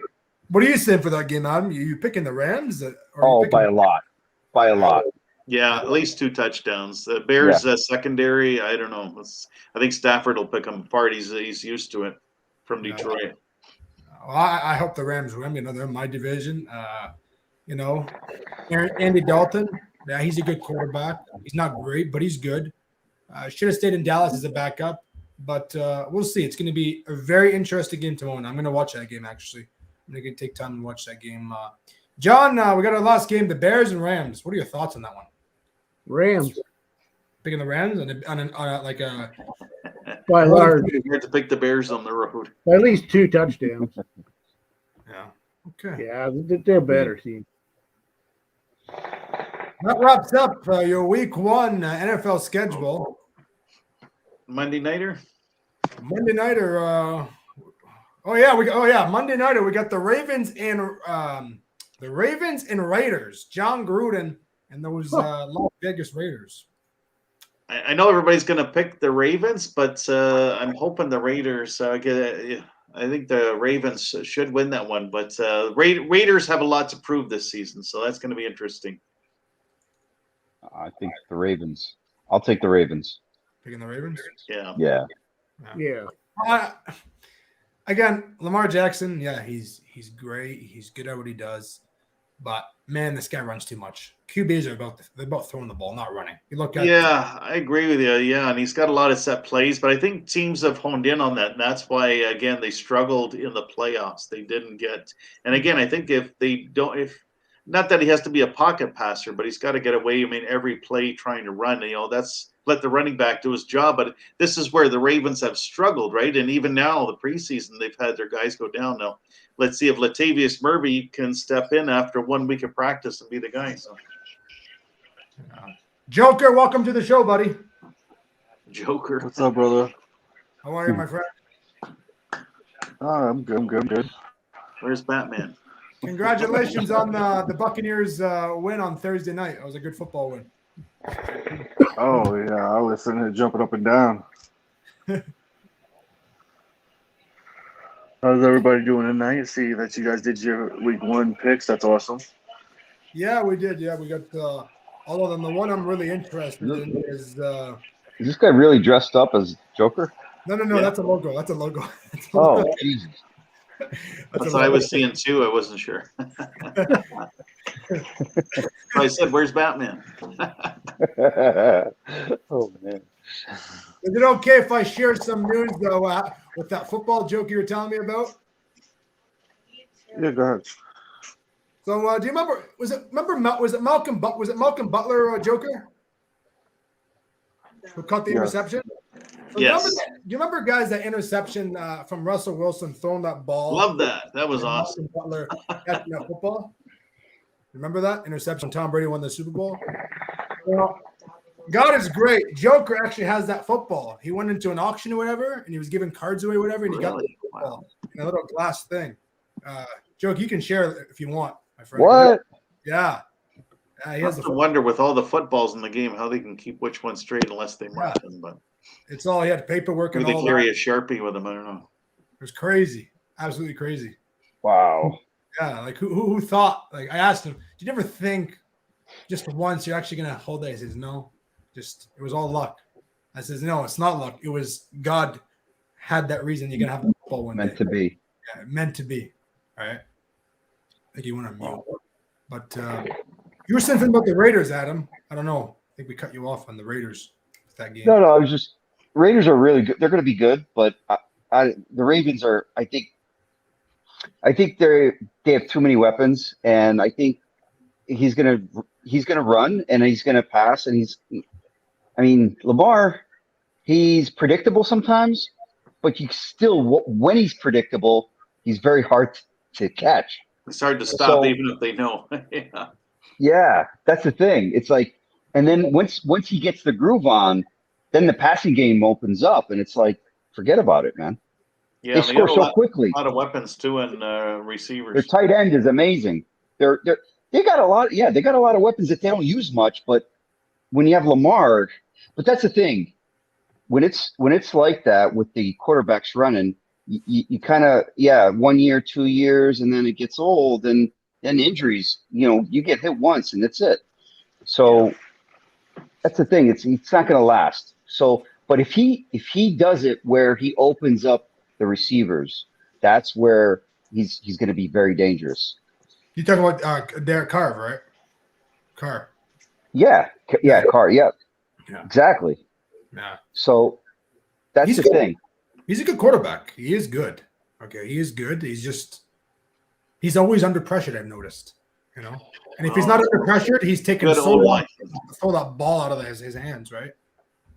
That's why I'm happy with the 49ers. They put a lot of work into the O-line, and they're going to be better this year and protect. Well, they needed to. They needed to. I looked at them like they were always under pressure. Yeah, well, and again, that doesn't help the QB. I mean, look at even Patrick Mahomes. I mean, we saw what happened with a bad O-line. Even the best can struggle. Yeah, it was all over the place, like running for his hair. Yeah, every snap he was running. He Right, had nowhere to throw the ball. Couldn't catch his breath, right? So That third down play killed us, bro, Johnny. I know, third down. Third and long. It was a 3rd and 17 or something. And Are then you talking about the Super Bowl?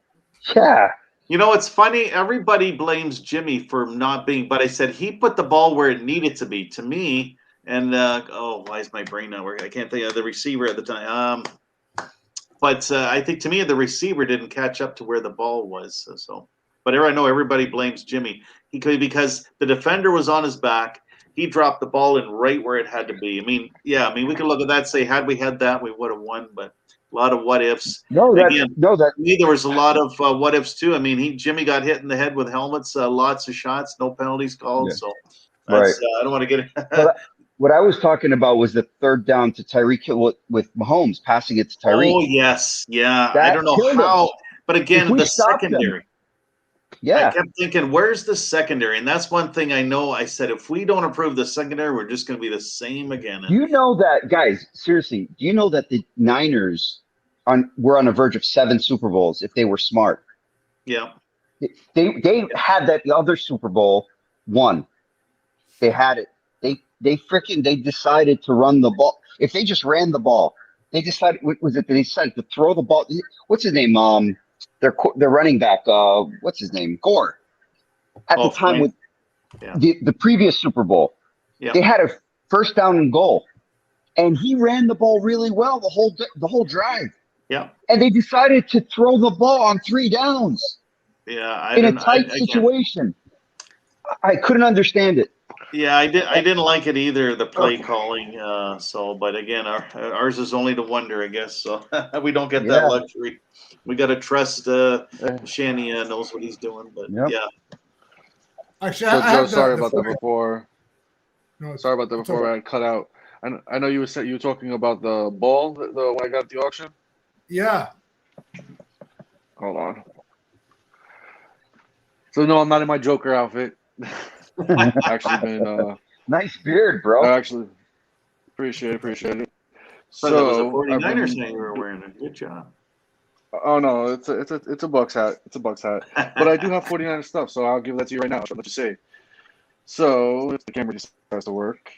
It's black. My black. There we go. Here's your ball. Wow. That is signed by Russell Wilson. It is the ball that was caught and it was Super Bowl ball. Above it, you have the Otis Anderson Super Bowl 25 MVP signed ball. 2 Fernando Tatis ball. Mike Gesicki. This you can't really see it because it's a hat. That's a Rod Woodson. Mark Mulder. John Elway. Right there. Nice. Love it. All right, and this is for you 49er. This is for both you 49er fans. Trey Lance, your rookie quarterback. Oh wow. Nice. Jamin Davis. Jamin Davis is a college helmet. Christian McCaffrey, college helmet. You want to see something weird?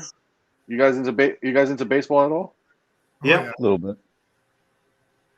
You guys know who Stan Musial is? Yes. Yeah. Holy smokes! That's No going way. back for a few years. Here's an official check from Stan Musial's actual account that was cashed, and the bank basically sold it up for auction. So it's an actual Stan and Laura Musial check that I actually have. But here's where the big stuff that I know you guys were like, hold on. Well, before we go to that, World Series 2017 signed by George Springer. Oh. Ready? I'm ready. Lamar Jackson autograph helmet. Wow. Wow. Lawrence Taylor autograph helmet. Wow. Dang. That's why his name's Here's Joker. another one for you 49ers fans. Here's another one for you 49ers fans. This is a Nick Bosa. Oh, wow. nice. That's Joker for you. He's the Joker. And- He's the true Joker. And hold on, I know you can barely see the autograph because it's That's tucked all right. in there, but We can still there see it it. I is. see the Dolphins fan next to it too. Oh, so this is old school dolphin. This isn't like a new school dolphin. Yeah. The dolphin that it is Hall Dolphin of with a Famer. helmet or dolphin without? Hall of Famer Dwight Stevenson. Oh yeah, Dwayne. Yeah. Another Hall of Famer next to it, Gale Sayers from the Chicago Bears. Wow, nice. And then finally, a Tennessee Volunteers helmet from the 1998 NCAA Championship, and that would be Travis Henry. Wow. Nice It's a collection. real collection, huh? It's not even done yet. I'm still working on some things that I got going on. Listen, I can actually go into the box. I know I showed you somewhat of the box before. I have a Marquez Valdez-Scantling jersey. Oh, wait a minute. Hold on. I got to put the camera back on for my no 49er fans. I got to put the camera on for the 49er fans real quick. We're pretty popular now. When I saw this, I was blown away. I was blown away. Some of the stuff. Oh, yeah. Joe was the only one to see this. And Joe was like, are you kidding me right now? Yeah. So, for you 49er fans, I have a real special treat for you. Real special treat. Love the beard, Joker. I love it. Thank you. I appreciate it. So this is a stat jersey. If you guys don't know what stat jerseys are, it gives you the whole career of somebody. It gives you everything from every team they played, everything. This is the stat jersey from one Joseph Clifford, Montana. Oh, wow. Nice. What makes it even a better jersey is it is an autograph stat jersey from Joseph Clifford, Montana. Wow. And it is certified authentic. Well, you'd only have the I'll put it like this. 49ers and the Chiefs, I believe. I'll put it like this. This whole box right here is all jerseys. It's all pictures. If you like hockey, I have a Kenny Malkin. Look at Troy Aikman autograph picture. Damn. Wow, that's quite a Dude, collection. you got to have a vault or something. I was gonna say Ed Too Tall Jones jersey. Ed Too Tall Jones picture. But here's where the jerseys come in. Ready? We have Gale Sayers. Gale Sayers. Wow. Wow. Hockey jersey Brett Hall. Brett Hall. A goat. Robert Woods autograph. What?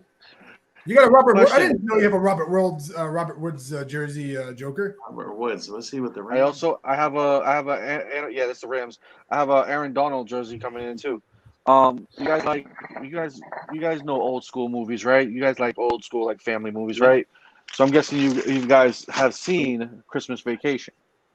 Yes. Oh, yeah. One of my favorite Christmas movies.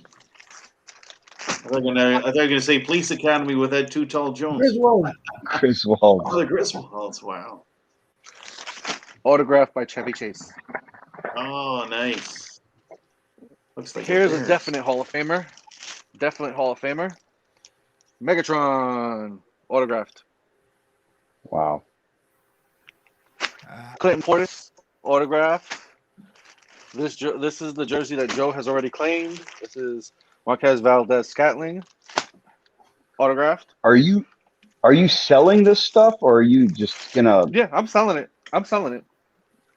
Jose Ramirez. I've seen those where they have these boxes of stuff come and you can buy all kinds of jerseys and other products. And I'm not sure what one of those boxes goes for. But About $2,000. Wait, box? Oh man. Wade Boggs. Wow. Autograph Yankee helmet. Oh, Yankees. That'd be. Yeah. Autograph Yadier Molina jersey. All right, And guys, one of the best ones that- when I saw this, I was numb. Like my body was numb. Like I couldn't believe it. I was going to a wedding that day too. When he was showing me all this stuff. You see the What's that number, say? right? Sammy what? Sammy. Nope. This is a basketball jersey. Larry Bird. Oh, Larry Bird. I think No what way. Larry Bird. Oh, Larry Bird I autograph like jersey. that one. Oh, I was Look gonna at say that one, that John. one. And these are all Let's see. certified. These are all certified. They all come with certificate of authenticity. Even the helmets do. Goose Gossage from the New York Yankees. Oh, John, look at your little collection. That Larry Bird thing. Maybe Joker would tell you a price on that. Eloy Jimenez from the Chicago White Sox. I think I have one more picture. Oh, wait, I got another jersey. Didn't even realize that. Well, this one stays here. This is my wife's jersey. She already told me that. I can't sell this, so she'll kill me. This is Wilmer Flores when he was with the New York Mets. He was great, man. He was absolutely amazing. And like I said, I got more stuff coming in. I even got a Sean Kemp jersey from when the Seattle Supersonics were a thing. Do you have a Here you go website for or your- something? No, Oh, but you should. you get in touch should with start you get in touch with Joe. Yeah, if you want, Get in if touch with Joe if you are interested in anything. Let me know. he's a good. I'm a very. Any What is Chicago that, Joe Blackhawks fan? What'd you say, Adam? Any Chicago Blackhawks? What is that, Montana? Any Chicago No, what is that, Blackhawks? Montana? Like Eddie Belfour? Bobby Hall. Oh, Bobby Hall. Yeah, wow, that's Yeah. I met him Joe in Montana person. He's a usually- good guy. Joe Montana usually the autographed jerseys. It all depends. But because this is a stat jersey, it's Those are not an pricey. official game worn jersey. So the stat jerseys don't go as much as they would for the like game worn jerseys. And these are usually right. game worn jerseys that I get. The stat jersey goes for I want to say it's like $225. Oh, Which that's is not bad. reasonable from Montana. Montana But- usually goes about 700. So But that's the thing. Those are game worn jerseys. Those are jerseys that he just signs that are actual jerseys. Because of the fact of this is just a stat jersey, it's not considered a game worn jersey. See, and the thing is, I told Joe before. I was like, oh man, I should have got this to Joe before because I was thinking of actually you, Adam, because I know that you are a ridiculous 49er fan. I had an actual diamond, encrusted rookie card for Joe Montana, and it was with him signed autograph through the Notre Dame system. wow. Wow. Holy I actually went to a smokes. convention, so I do these conventions like this here. Here's my pass. I do my conventions at the Collectors Con. See, VIP pass. Okay. And when I do these, I go there with about 20 to 30 cards, and I start selling them. I walked in with about 20 cards. I walked out with about 15,000. Oh my God. Wow. That's a good day. That and this baby right here, the ball. This will probably never leave my side because I love this thing. So, like I said, you see how everything I was telling you has authenticity or some type of certificate of authenticity. It'll have one of these with it. When I send it out, it'll have one of these with it, and on the actual jersey or on the actual item I have, it'll have a sticker that's on it so that it can show that it is either JSA or Beckett or whichever certification company goes through. It will have that. So, Wow. like you guys were talking about Mac Jones, right? I wasn't. Yeah. How Mac Jones. I heard Mac the Jones name. Yeah. is a prodigy. He's the new guy, right? That Ludley is good stuff. Unbelievable. All right. I know. I was Joe still divided like this, between is that- him and Trey Lance. Thank you thank you Twitter for contacting me, Joker, 3 years ago. I can't thank Twitter enough. Here's an authentic one of one Mac Jones autographed rookie card. Wow. How much is that worth, Joker? What is that going for? Here's another rookie card autographed by Mac Jones.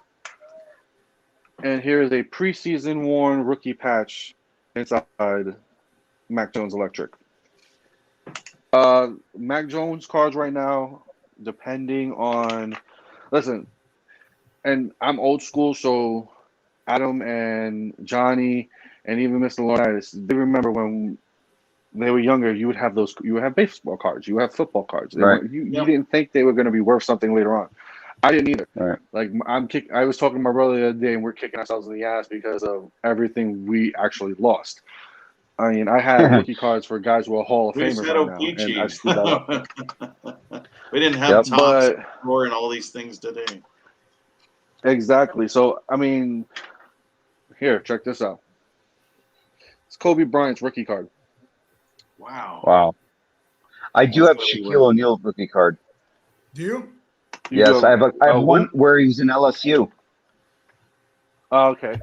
I have a Keep Sean that Kemp for- rookie card. Sean There's Kemp. Sean Kemp. Yep. And the new baseball king of home run swing, Shohei Ohtani rookie card.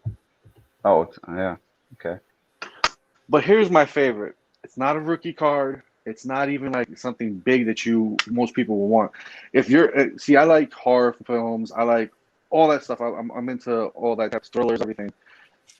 So I was watching a TV show, and the TV show was talking about how there's an infamous card out there, and there's like 150 of these left. And this card has 2 killers on the card. I was like, what? It's Mark Jackson. Mark Jackson's 1991 card has the Menendez brothers in the background a couple of days after they killed their parents. The parents, yeah. Here's that card. Oh, bring it up. Bring it up close. Oh, So you man. Yeah, You see the light color shirt? You see the light color shirt and the guy with the hat? Those are the 2 Menendez brothers days after they killed their parents. And then you see the woman here on the end. You see the woman here on the end with the black on? Yeah. That's Gloria Aldred. That's Gloria Aldred, the famous lawyer who defends all the stars and everything. You know what that looks like? I thought it was Hillary Clinton at first. That'd be worth nothing then. No. Damn. But you find the damnedest things when you start collecting and you listen to them and you're like, holy crap! Oh, there goes that. Okay, that's fine. Mac Jones, Alabama patch, autograph. Wow. Damn. These cards right here, I can get with these cards. I can probably go get these for about if depending if the seller knows it or not. And if the seller doesn't know it, then I'm in a great way because then I can make a deal where I can get what I want for a cheap price. So that actual Menendez brothers card, that goes for, in reality, if I really wanted to sell it and get rid of it and just try to make money off of it, that card would probably go for roughly about $3,600 to $3,700. You won't believe how much I purchased it for. I purchased that Mark Jackson card. I purchased that for $20. The guy had no clue what the hell he had. So That's phenomenal. You see Good anything? job. And I still got 2 more helmets coming in. One of them is a Hall of Fame helmet. I'm waiting to see who it is. I do these little also like these companies that I go with. One of them is Hit Parade. Hit Parade, they do 2 different type of boxes. They do a mystery helmet box, which is the diamond cut edition, and with the diamond cut edition. So the diamond cut edition, those are the ones that are guaranteed Hall of Famers or guaranteed superstars. You won't get like a no-name person. You'll get a guaranteed Hall of Famer or guaranteed superstars. They also do a box which is called Fourth and Goal. Fourth and Goal box comes with 1 helmet, and it comes with a jersey, and it comes with a picture. All 3 of them are from different teams. They will never ever be the same team all in one box. Oh, wow. So you can get a 49ers helmet with a Browns jersey and a Cowboys picture. Like that's how crazy it can be. Wow. So I mean, and I got more coming to me, a lot more coming to me. I don't know this band, so I don't know if you guys do. If you guys listen to early '90s rock, have you ever heard of Candlebox? Yeah. Who? Yeah, You've heard of Candlebox. Candlebox? I Yeah. have no clue who they are, but I won a guitar signed by Chris Martin from Candlebox. Holy shit. Oh my God. And just so you can see, oh yeah, here you go. This is for you 49er fans.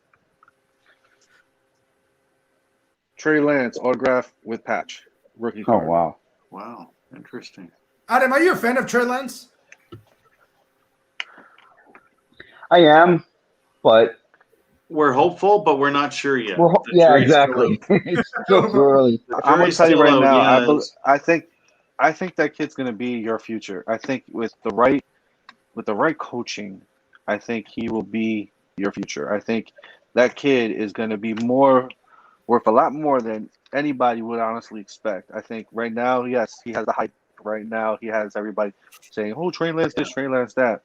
But I think he's gonna get humbled, and once he gets humbled, you're gonna see the real Trey Lance, the superstar Trey Lance come out. Well, that's the And same that's like any when of these the guys, movie's gonna right? be. Like Trevor Lawrence and Mac Jones and all these guys. Yeah, they're looking great, but I mean, you're just coming into the NFL the next level. Exactly. So you're not going to be spectacular, I don't think, right away. But And I it's think you will always be the guys long. that you never.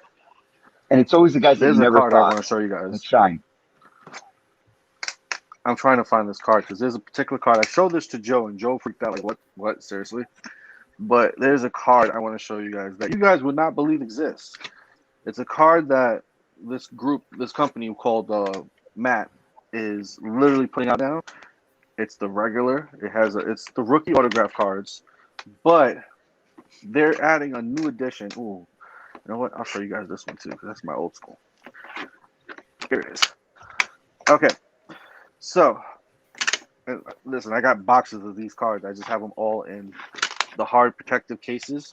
So when you have them in the hard protective cases, you know, the people that you sell them to, the dealers that you sell them to, they love you for it because it makes your car worth a lot more. Okay. So we know who J.C. Horn is, correct? Yes, yeah, Carolina Panthers defense. Okay. This card is the weird card. This is what I call the weird card, but this is actually one of the cards that will gain you a lot of money, especially on a good player. I have 4 of these cards. I have one for J.C. Horn, 2 for Najee Harris, and 1 for Trevor Lawrence. But the Trevor Lawrence I have in my safe, so that's not going anywhere. It is a autograph with a thumbprint on the card. Thumbprint. Well, I don't think I've seen that God, with that's any weird. card before. Never. That is the new card. That is the new card that people are putting out. You know what? That is a weird card. I like that. That's a good term. That is a weird card. Thumbprint. Wow, it's like thumbprint. what the hell? He's going to jail. And now your old school card. I'm going to give you, so you guys know your football. I'm going to give you a scenario, and you tell me who the quarterback was in the scenario. Okay. The scenario is this: early '90s, you have a player who just won a Super Bowl and getting ready to throw the ball, gets tackled really hard by the linebacker, snaps his leg in half. Name that player. Oh, Joe Theismann. Yeah. Joe Theismann, Notre Dame. I still autograph remember card. that gruesome watching that. I have a hard time. Wow. Wow. That's one of my Dang, favorites. you got I a have collection, man. Listen, I have boxes Wow. of this. When I tell you boxes, I mean boxes. Like, look at this.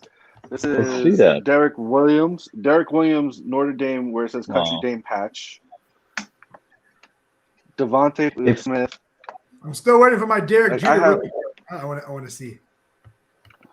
The Derek Jeter rookie card. I can't give you that one because No, I you didn't don't see have that. it. I told No, you what I sold mean it. is like I want to see it. I sold it, Joe. I remember you were Wow. there with me when I was at the conference. I was at that convention. I was selling Oh it. yeah, I remember. If you were to put a number on the whole collection that you have right now, what is it valued, do you think? Where are you at? With cards and you're talking about And the cards, footballs, parapher- helmets, everything. Apparel and everything, yeah. Probably close to about $65,000 to $75,000. Wow. That's And American, right? that's with everything. Here, that's me saying everything is raw. What I mean by raw is, you see how I had these before, where this is graded. It actually has a PSA grade, it has a Beckett grade on it. These make Yeah. when you grade it, it makes your card worth a lot more than when your card is like this and it's not graded. I So see. I'm taking that as ungraded. Like this right here. I have a question. Got this today. I got this today. Do you- Dan Marino, Oh, right? Nice. Dan Marino record Man. season. This is when he did his record season since 1995, right? The thing is with this card right now, this card is probably worth about $400 to $600. I spend about $150. Here's the thing: I spend about $150 to get it graded. This card would be worth anywhere to $4,000 to $6,000. Oh, that was good. What was your question, Adam? I have a question for you. Do you have an issue with like fraudulent stuff that you get from people trying to sell? Because when I grew up, there's a lot of people doing this same thing. You know, they have stands in the malls, and a lot of times I hear my friends, they buy something and they go get it checked out, and it's not real. It's not authentic. So that's why everything I have, minus the football cards, but because the football cards, each company gives you their own authenticity of it. So when you have an autograph, like, all right, this Mac Jones Futures, it's completely sealed on it, and it's sold by Hit Parade. So on the back, it says this automatically. The enclosed authentic memorabilia is not from any specific game or event. The autograph is guaranteed by Panini America Inc. Panini is the biggest card company on the face of the earth, period. If it does not say that it is guaranteed by Panini, it's fake. The card has to say it's guaranteed by Panini, and it has to have the official Panini mark on the back. And Panini has a lot of different things that they do. So like for these future cards, what most people don't realize is this. You can't see it here, but where the Mac Jones autograph is, and Joe, if you got me on full screen, I can show it a little better. There we go. All right, so where the Mac Jones autograph is, you see how it just looks like a regular sticker or anything like that, right? Yeah. They actually put holograph, like the little holograph things in it, where you turn it, you'll see it, and it actually says Panini Authentic. So when you have those, that's how it becomes a Panini Authentic autograph. Kind of like the watermark on a check or on the bill. Yeah. Exactly. So when you have those things, and the thing is that you can send it to companies like Beckett, you can send it to companies like PSA, GMA. These are all actual authentic companies. But that's why everything I have has either a sticker that is connected to one of the cards, and all these stickers and all these helmets, like all of them, even these little mini helmets they have a Beckett, or they have a JSA or a PSA sticker that is attached to it, so that if you wanted to see if it was authentic, you can go to that website, put in the number, and it will tell you and give you the full description of what that sticker belongs to. And I do it after I receive everything I have, just to make sure that authenticity. Yeah, this stuff you can't get away with stuff. Yeah, you can't get away with the stuff today. But back in the 80s and 90s, there was a lot of that going on. Where, well, yeah, wasn't it the biggest one? The biggest hit that they had, I believe this is me remembering from my childhood. The biggest hit, I believe, in the late 80s, early 90s was Mickey Mantle. He was the biggest hit. Everybody was saying that they had a Mickey Mantle ball, and it was fake. That's why it sucks, because he's one of the greatest baseball players of all time, but his baseballs nowadays won't even sell past 150 because of how many fraudulence there were, and they were some good frauds. Yeah. Yep. Right, hey I'm guys, turning the camera off because I'm running through my Get your hands on a Honus Wagner one, huh? Take care, Johnny. Be good. I appreciate it. All right, gotta run, guys. Johnny, Have a great pleasure. night. See ya, huh? If I get a Honus Wagner one, I'm going nuts. I know you're getting tired over there too. I know it's 11:20 over there, so whenever you want to feel like you gotta go. Well, I'm heading out. It was nice being on the show, Joe. Nice seeing you guys. No problem. Thank you for taking You time, take and care. hopefully we can get more of Adam, in the near future. We'll see you on week 3. Yes, week 3. Yeah, it's a big show on Saturday. Week 3. We got to do a show on that one for sure. It's football season. Yes, We sir. got to have more Adam. Yes.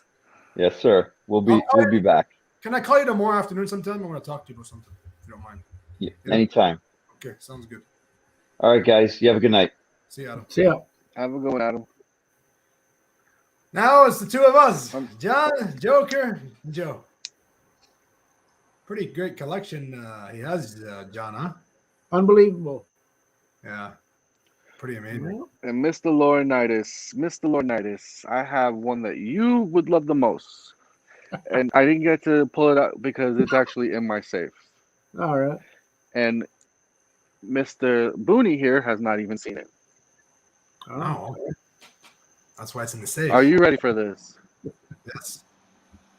I can't pull it. I'm not going to pull it out the safe because I'll get yelled at because the safe is in the room. The wife will kill me. Baby's sleeping. Yeah. But it is an autograph jersey from the Pittsburgh Steelers. Mean Joe. Wow. Wow. That'd be good. I actually watched yesterday. Joe Green. Oh wow. Yeah. That'd be good. I actually watched yesterday. One of the guys that I do a lot of these auctions with, and he actually beat me out of an auction by $5. I was so mad.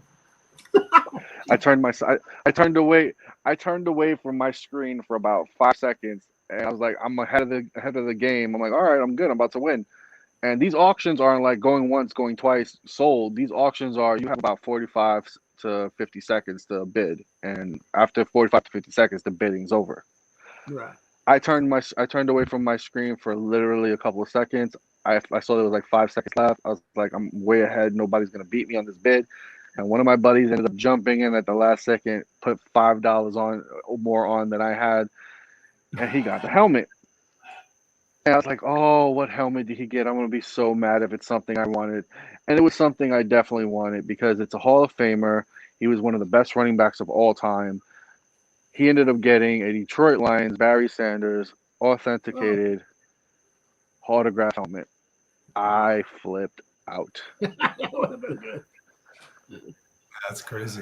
And I actually seen Joe that I know there was one of you when I seen about 2 weeks ago. I didn't bid on it. I didn't know it was going to be him, but 2 weeks ago, I saw somebody actually pull out an Aaron Rodgers helmet. So, Really? I mean, these helmets, they're most 99% of these helmets either come from Schwartz or they come from Hit Parade. Like, it's a guarantee. Those are the two big companies that sell out these helmets, sell out these jerseys, sell out everything.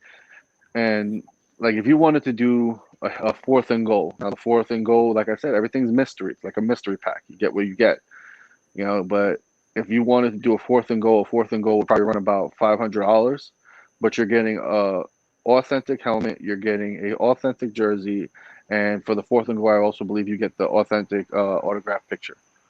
4th and goal means it's like that's just the name of it. That's just the name of the actual product of it. Yes. Okay, I thought we were thinking about 4th and goal when the Packers lost against the Bucs because 4th and goal. Okay. No. 4th and goal is the name of the actual product. They have different series that they go through. I mean, you can be lucky enough to even get a Patrick Mahomes. I haven't seen that come out in a series yet. I'm still waiting on my next diamond. Like I said, I have a diamond helmet coming in within the next couple of days, so I'm just waiting on that to come in. Joe, I'll be FaceTiming you once that comes in because I've been waiting on this. This is a guaranteed superstar. This is a guaranteed Hall of Famer. Where other ones on the 4th and goals, you can get lucky. I got lucky with the Lamar Jackson because I pulled that off of a mystery box and I got lucky with that. Yeah. But you can literally, just hit the jackpot, or you can just be like, well, who the hell is this? Like, I don't know who this guy is. Like one of the ones, Nick Bosa isn't a great player, but he's still a good enough player where I'm like, okay, that's not bad. Every helmet I have right now is actually really good. I actually won an auction earlier today for Daniel Jones. So I have 2 New York Giant helmets now. And I keep doing these things, and actually I'm doing one for I'm gonna be doing one. You'll see it the same day that I get the helmet, Joe. I have a basketball coming in with it. Do An you? autographed basketball. Yep. Nice. Basketball. I mean, these are little things that I like doing just because I love memorabilia, and if I find something that really doesn't cut my taste, but I know other people like, then I'll put it up for auction or I'll put it up for what we do is the raffles. So let's say if I paid $200 for a jersey or anything like that, right? I'll do a raffle at $25 a spot and do 10 spots and make $50 extra off of it. Oh, really nice. Right. Now, remember you were telling me about that Becky Lynch thing. So next time, if you ever see a Charlotte Flair fan, you must call me. You must call me.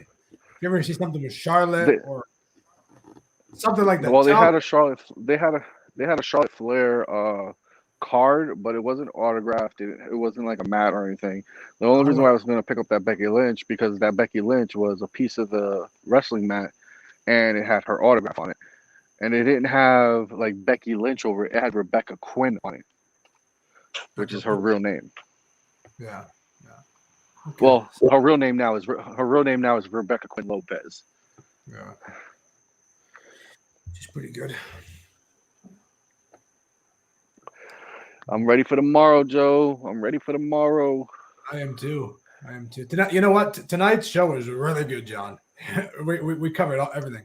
I really, really enjoyed all the very interesting too. Yeah, like all that's collectibles. Like the collectibles even put the extra. That was a bonus. Yeah, like I'm excited. Well, I did make a promise.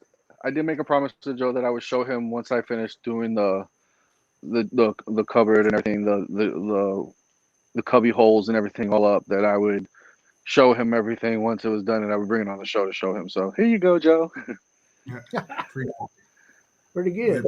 I'm very, very, very blessed that I have amazing supporters, and especially like Joker, John. But Joker, I don't know how I can put these into words, but I'm very, very, very blessed and thankful that I have a great person like you. There's a lot of good people that I know, but you're one of the few that will always be like in my heart, and I really appreciate everything about you, especially you coming on the shows tonight. I love you, brother, and I always will be behind you. I'll always be a Booney believer. Figure Twitter was the thing that hooked us up, and that was a blessing in disguise, whether we thought it or not at the time. But that was a definite blessing in disguise, and honestly, for me, even being in the streaming community, that wouldn't have happened without you. So I appreciate you more than you would ever understand. Of course. Thank you. Thank you very much. John, do you have any last words? I know you're getting tired over there. I know you had a long day today. How was work anyways? You're talking a long day, huh? Yeah, it was. Is it hot up there in Texas these days? That's been pretty hot, yeah. Yeah. That's what we have to put up with. But, yeah. Yeah, anyway, I don't know what more to say. I just it was a good show. And one of the best shows ever, I think. I have one more last thing for both of you. One more last thing. Joker, do you think Deshaun Watson is going to start this year at all, anytime this year? No, so they actually put out a report. I was actually watching the report on him yesterday. And they were talking about it more or less. When I say yesterday, I mean Saturday, because it's already Sunday here. But they put out a report on him while I was watching the Florida Gators game. And Houston is basically going to pay him to not play while he's going through his litigation right now.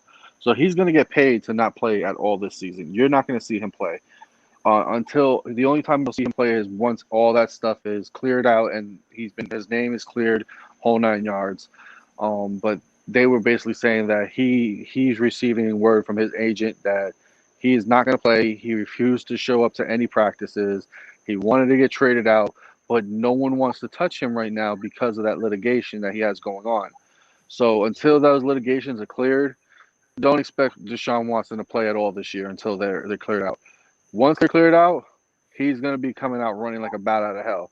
But the thing is I think that if he comes running out like a bat out of hell, it's not going to be for Houston. His time in Houston is done. It's completely done. That relationship there is beyond sour. Like, that is a divorce waiting to happen, and the only reason why it's not happened yet is because they can't afford to cut him automatically, because if they cut him automatically, the amount of salary they're going to have to pay him will be very, very similar to what they're paying him right now just to sit on the bench. So honestly, he's just gonna sit there. He's gonna ride the bench the entire year. He's gonna lose a year, but he's still gonna get paid for it. And as long as he's found innocent in everything that everything that he's been accused of right now, then honestly, Well, there's I text see him messages going right there. somewhere else. There's there's evidence right there. I saw some messages. I'm not sure if that was real messages, but Yeah, but text messaging can be doctored. for sure. Because I know on an iPhone you can literally take out your messages from somebody and say, "Oh, look what they said to me. I didn't say nothing that was provocative to them." So that can be doctored. But what they're looking for is the actual hard evidence. And in this particular case, there's really not much, because you're talking. This is a scenario where a lot of these cases aren't recent. A lot of these cases are from when he first came in and first became a superstar. So it doesn't really help a situation when you have all these things with lack of evidence, lack of complaint, lack of anything. Now you just want to get it because you see this man is about to make a buttload of money. And it kind of hits hard because now they have to go back and see what they can find. And just because you have multiple people saying it doesn't necessarily mean it's always true. And I'm not going anything against them because I believe that if it is true, he should rot in jail. Like, that's not even a question about it. 10%. But we've seen a lot recently, unfortunately, that people are making accusations just so they can get paid. People are making accusations so that they can get their name out there and get that money in certain ways.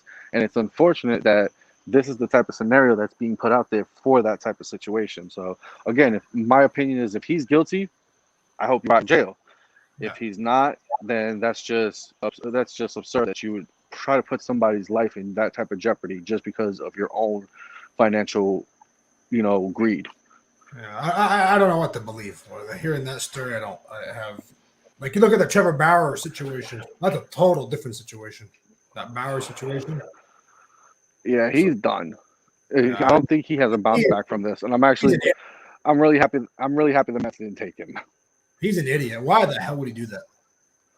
I don't understand. Yeah, honestly, go ahead. He screwed his life up. He screwed his life up and his career. So at this point, even if he pays, if they say he's settled, it's not going to look good on him because now you're showing that you have a potential for a situation with a player where it is not going to be a good situation. Because if this type of situation comes out again, it doesn't just look bad for the player; it looks bad for the organization that has him, knowing that he's already had a past this. So that's why right now I feel like Trevor Bauer, if he's basically in the same boat Deshaun Watson is in. As long as they don't settle, they'll still have a career. And as long as they don't settle and they're found innocent, then their lives are going to go on. Yeah, they're going to have this little bump in the road, but their lives are going to go on. If they settle, you're going to have that question mark of, did they actually do this? Like, my last spiel for tonight's show, like, you look at these politicians and these sports writers and these analysts and these journalism and all these big guys. Like, do they think before they should think before they actually do something like this crazy? If it's actually true, like what's happening. Like, you look at Andrew Cuomo, if that's who the New York governor, all the evidence there, the footage and the video and all that. Like, you're the governor of New York State, New York City. You should think before you're going to do this because eventually it's going to bite you in the rear end. I don't get some people. I really do. I have choice words for Andrew Cuomo because I don't like him at all. I don't like him especially after what he did during COVID. Like, I have with me, me, Joe. I don't use the word hate. I don't like using the word hate, but I have a real hatred for him. After him placing basically, you could have died of a gunshot wound in the state of New York during Andrew Cuomo's time, and they were going to mark it down as COVID, and they were using that to gain financial gain for the government. and New York State, and that's what made me even more mad. What made it worse was that he ordered New York City. He ordered the New York City mayor, and he ordered New York City that if they died, if a person passed away from COVID, that they were to be placed in a ice truck. So basically, picture a 18-wheeler truck that was freezing, and you had bodies lined up in there like cattle. Like that is total disgusting. That is inhumane. How did they let that? That's why I have a. How did they let that go? Because nobody was really saying anything about it, and then when they said something about it, it was already too late. So honestly, I have a real hatred for Andrew Cuomo, and I think his brother, they thought they were above the law, and that's the issue right now. A lot of these high celebrities and superstars, they all think that because their status in life right now makes them above the law and makes them above what they can actually be allowed to do, and that's where they drop the ball and they basically get caught. Look at what happened with Bill Cosby. Bill Cosby, at the age of 80-something years old, was sent to jail because of something he did in the 70s. In the 70s and 80s. So it catches up to you, and that's that's going to happen. And when it happens, they took him to karma's jail. going to bite you in the butt, and you're going to pay for it. They took him to jail. Bill Cosby, 40 years later? What was the point of that? Yep, because he had to pay for his crimes. There's no statute of limitation on that. For the crimes back then, I'm sure went to jail for a long Nobody. time. If that was real, But that's the thing. Nobody made a complaint until recently. That's what happened. He's out of jail now because of the fact that they reversed the judgment on it. They said that the evidence was misused, so he's out of jail, and his name's cleared. But that's what I'm talking about. Like stuff like that. When it comes down to it, that's our norm now. Like that's normal for here in the world because of everything that we see, everything that's going on. And that's unfortunate. It's unfortunate that these superstars, who some people think are idols, some people, look up to, and now they're committing crimes that are heinous. Yeah, I don't know, man. I don't know. So it's a long. That's a very touching subject. Two stories. Subject. Subject. That's what I mean. Yeah, those stories. Yes. Yep, I agree. But Joe, thank you. I know it's time for me to go. I know the guy to up there in say Texas hello. You look tired, John. I'm tired. You up this I'll late. admit it. Yeah. I'm right there with you, John. Nobody But y'all should be have a above great the night. law, right? No. Nobody should be above the No, I law, agree. whether you're a ditch digger or a, what do you say, these politician or the highest paid athlete in the world. You should pay for what you do. If it's proven fact, you should have to pay for it. That's Agreed. what I do. Okay, Joker. Yeah. Gentlemen, y'all have a good night. I'll see y'all All soon. right. Take care. Okay, take care. What a Unreal. You covered a lot of stuff, though. Yeah. That collectibles that he had was unreal. Yeah. He's got a couple in the safe. Me and Joe Green and that other card in the safe. He says they stay in the safe. Yeah. Stay in the safe. Well, it's crazy. He called me. He's made money on some of it, and then he can sell it, and he can do what he wants with it. He even said, "You know what, Joe? You're a great It's a hell of a guy, hobby. and I'm gonna give you this Green Bay Packers jersey. He's gonna send it to as a gift." I says, man, I really appreciate that. Like people, I really appreciate, it, especially Joker. He's one to remember for a very long time. That's right. He is. Sending me like a gift like that. Like, I don't ask for anything. I don't ask for. All I ask is to put a smile on your face. That's all I want. Right. Put a smile on your faces, right? That's Well, what I'm all it's people you meet, right? Yeah, but I know you're tired. I know it's 12 o'clock. That was a good show. I'll have to see how the game goes tomorrow. I can see what happens. I really hope the Steelers are looking better. I really do. But that's a tough start when you go up against a team that's upcoming, that went far into the playoffs like Buffalo, and Buffalo seems to have a well-rounded team. We'll see what happens with that one. And you guys are playing what? Saints? We're playing the Saints. But the Saints lost Breeze. I don't know. It's hard to say. Breeze. So you guys play the Bills, and then you guys play the Raiders and Bengals for the next 3. Yeah. So you guys can go easily 3-0. Raiders aren't bad, and like we said, and Bengals. Well, yeah. They used to be their easy game all the time, but look what happened. So we'll see. Yeah. John, John, a lot of changes in some of the quarterbacks, and I'm interested to see some of these guys because I don't really follow it. Like even Cameron, he kept talking about this Jones guy, Mac Jones, and I like what? I've I want watched to see these guys because they hype him up, and we'll see if he's as good as they say. They hype him up college. Yes, Trevor Lawrence is great, but this is the big leagues, folks. This is it is bigger. It's different. It's different that way. There's more pressure, although I don't know if there is or not. But in college, the pressure is to get to the NFL. Just like in hockey, you got like in London Knights. Those guys, they want to go to the NHL. And what's the percentage of people that actually make it? You know what I mean? It's very small. So it's in college, it's competitive to get 30%. You're trying to get to the next level, but then now you're playing with the big pros. So it's another level higher.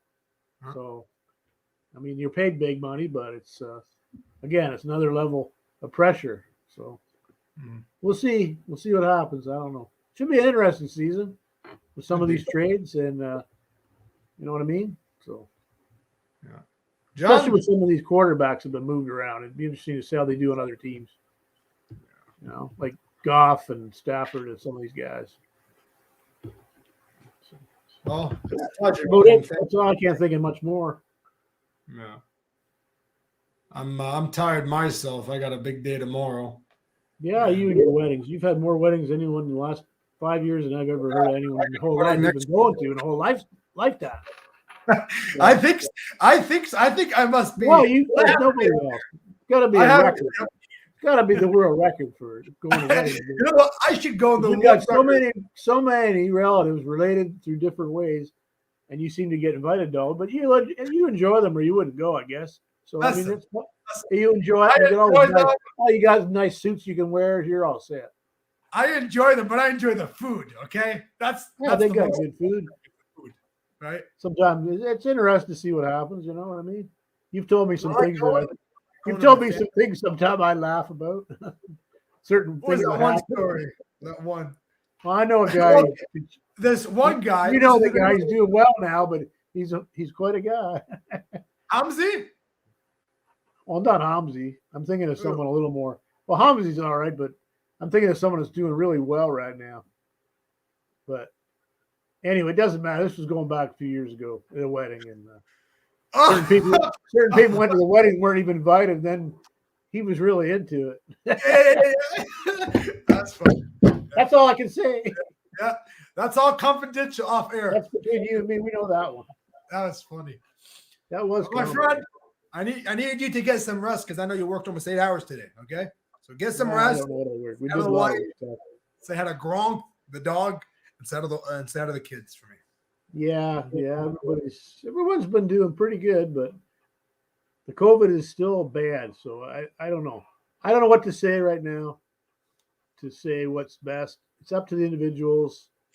But I know you guys in Canada are getting really legislated for it right now. Like it's really becoming a big issue between the people that have had the shots and the people that haven't had it. Not so much down here, but it's probably the same idea as far as the new cases. But I really don't know. So it's I just think if you got the shot, you got a bit of an edge. Maybe it doesn't mean you're not going to catch it because people have had both shots and still caught. So I mean, it's one of those things, and I still think it comes back to your immune system. If you're a fairly healthy person your whole life, which never caught a lot of stuff, you're probably going to be okay anyway. But there's always people that you probably know people, or I have in my past, people that are very susceptible for almost anything. They'll catch this or that, or next thing you know, they got this or that or whatever. Right? So those are people that probably would contact it easily from someone that had it, probably, right? So I don't know. There's so much science, but there's still so much questions about it. But I think by this time we thought this would be all over, but it's not. So, you know, we gotta unite, and we have to come together because there's so much divide in the country. Getting to be a little bit crazy stuff going on too. COVID, they use it as an excuse, right? But I mean, I don't know. COVID's real. It's not a conspiracy. It's a disease. No, I don't think it is, but there's still people that I don't think it's a conspiracy, but they think that the way it's being handled by the governments is kind of that's where they look. Some of the government is handling things no good, and they haven't handled it that well. A lot of it either. So you can't blame people for criticizing the government, but to make it a total what's the word conspiracy seems a little ridiculous at this point now. No, it's real. It's out there. It's killing people. We don't know if it was. You know, like some people say, well, maybe the Chinese created this in a lab. This is their big weapon against the rest of the world or whatever. There's people think that. And you can't really say they didn't or did. Who knows how it actually started or just was one of these things that took off. But we have had these things in the past every 100 years or so. So, I mean, the Spanish flu killed 50 million people worldwide. And that was way back in 1919. So, about 100 years ago almost. Sure. But, you know, I think people will survive. I mean, people are surviving now and getting back to work. And, you know, we want the economy to come back around as best we can. Certain levels of economy, it hurts more than others, like the hospitality industry, restaurants, bars, hotels, and, you know, even travel and all that. But general stuff, you know, the general economy is still going. You know what I mean? We didn't lose everything. So no, we didn't. But I feel for the people in Louisiana with all that flooding down there. Man, oh man, hurricane in New Orleans. They just can't win down there. It's too low. They're too low by the sea level, and when they get flooded out, the water sits there forever. It's too low. It's like a big pond down there, and the first time Louisiana was ever on the map. It's all swamps, and it's swamps down there. You know, so it's when it's nice, I guess, to live there. But boy, what's worse, the wildfires or this? Yeah, I don't know. They're both they do the same damage, just different. One burns and one just flooding. Water can be just as bad as the fire. You know, they just wreck everything. So, I know it's too bad. But there's always something going on, you know, in the world. It's a big world out there. But anyway, I don't know. That's about it. I just think it's we can only do what we can do to help, try our best, live a good life, and take care of our own families first of all, and then work out from there, I guess is what they always say. Yeah. Look out for number one, but then after that, look out for everyone else after that. For sure. We have to, we got to come together. I mean, but like you said, people have got to get with it because in this day and age we know, you know, the world's a big place, but it's also becoming smaller with all the technology and everything. And, you know, there's really not much use for any of this bullshit racism and all this garbage anymore. Absolutely. I mean, like the Joker said, the only one, he doesn't use hatred very often, but he uses that term just for Cuomo only because of what he did. But I mean, just to hate somebody because they're different nationality or something like that, it just doesn't fly with me today. People are people for wherever they go. They just want to live and try their best. That doesn't matter where you live or who you are. So, I mean, and again, like the justice system, it should be fair on everybody. These big shots, because they can afford big lawyers, they tend to get, you know, find a technicality, get off, whatever. Which, if it's a true technicality, fine. But I mean, that's a way to get out of it. But the average guy would go to jail because he can't afford these lawyers and stuff. So, you know, it seems like there's two classes of people, and you know, it gets to become ridiculous after a while. It is, John. It's ridiculous. The racism that we live in, in the country that we live in, is unacceptable. We do not live back in the days in the early. It shouldn't exist to the extent it still is, but you still have some people that they're just so far out there, and you're always going to have a few percentage like that. I don't think you can ever get rid of them, but man, they're not thank God they're not the majority. of the people. The majority of the people don't think They like feel that. like the majority sometimes, John. They really do Well, the sometimes. media hypes it all. The media was we never had this kind of media we have today now. Everything is on cell phones. You can take a picture of something happening, someone getting the hell beat out of them in a corner. You got your camera, you can take a picture of it. You got proof that it happened. You can send that to the newsreel. You can do what you want. You can sell it for money, or you can use it for proof for the police, whatever you want to do with it. But everything's on video now. You got cameras everywhere, portable cameras. You got cell phones. You can call the cops in 5 seconds. Everything is so much quicker, faster, but doesn't mean it's any better, really, because I'm telling you, a lot of crap out there. So you got to be able to go through it. And I don't know. It's just it seems like people are in such a big hurry anymore for everything. Life is, moves at such a high pace, and I don't think people should get caught up in this garbage. But some of them do. Some of them like it. They really thrive on it. I don't know why they would. Like you've seen some stuff lately up where you live. Lately, that's just unacceptable. Today, what was it? Fancher Park Road or whatever? Was it a shooting or a stab? Yeah, there's a lot of stuff going on. A few months ago, it's a decent neighborhood. You know what I mean? A hate crime, a terrorist. And you know what? I'm going to use the words that Prime Minister Justin Trudeau said. Islamophobic Israel, and that was a terrorist attack, killing those 4 individuals. Unacceptable. That man should be in jail and in jail forever and held accountable. We never hear that story ever. But what do we hear? We hear COVID-19. That's it. I don't know. Wow, that's the problem right now. It's taken over. It's too much out there, and because of that, you don't get to hear a lot of the other stuff. And a lot of the other stuff always going on, always anyway. But it's in the background, so you're lucky to even get a whiff of that. But yeah, there's been some bad stuff.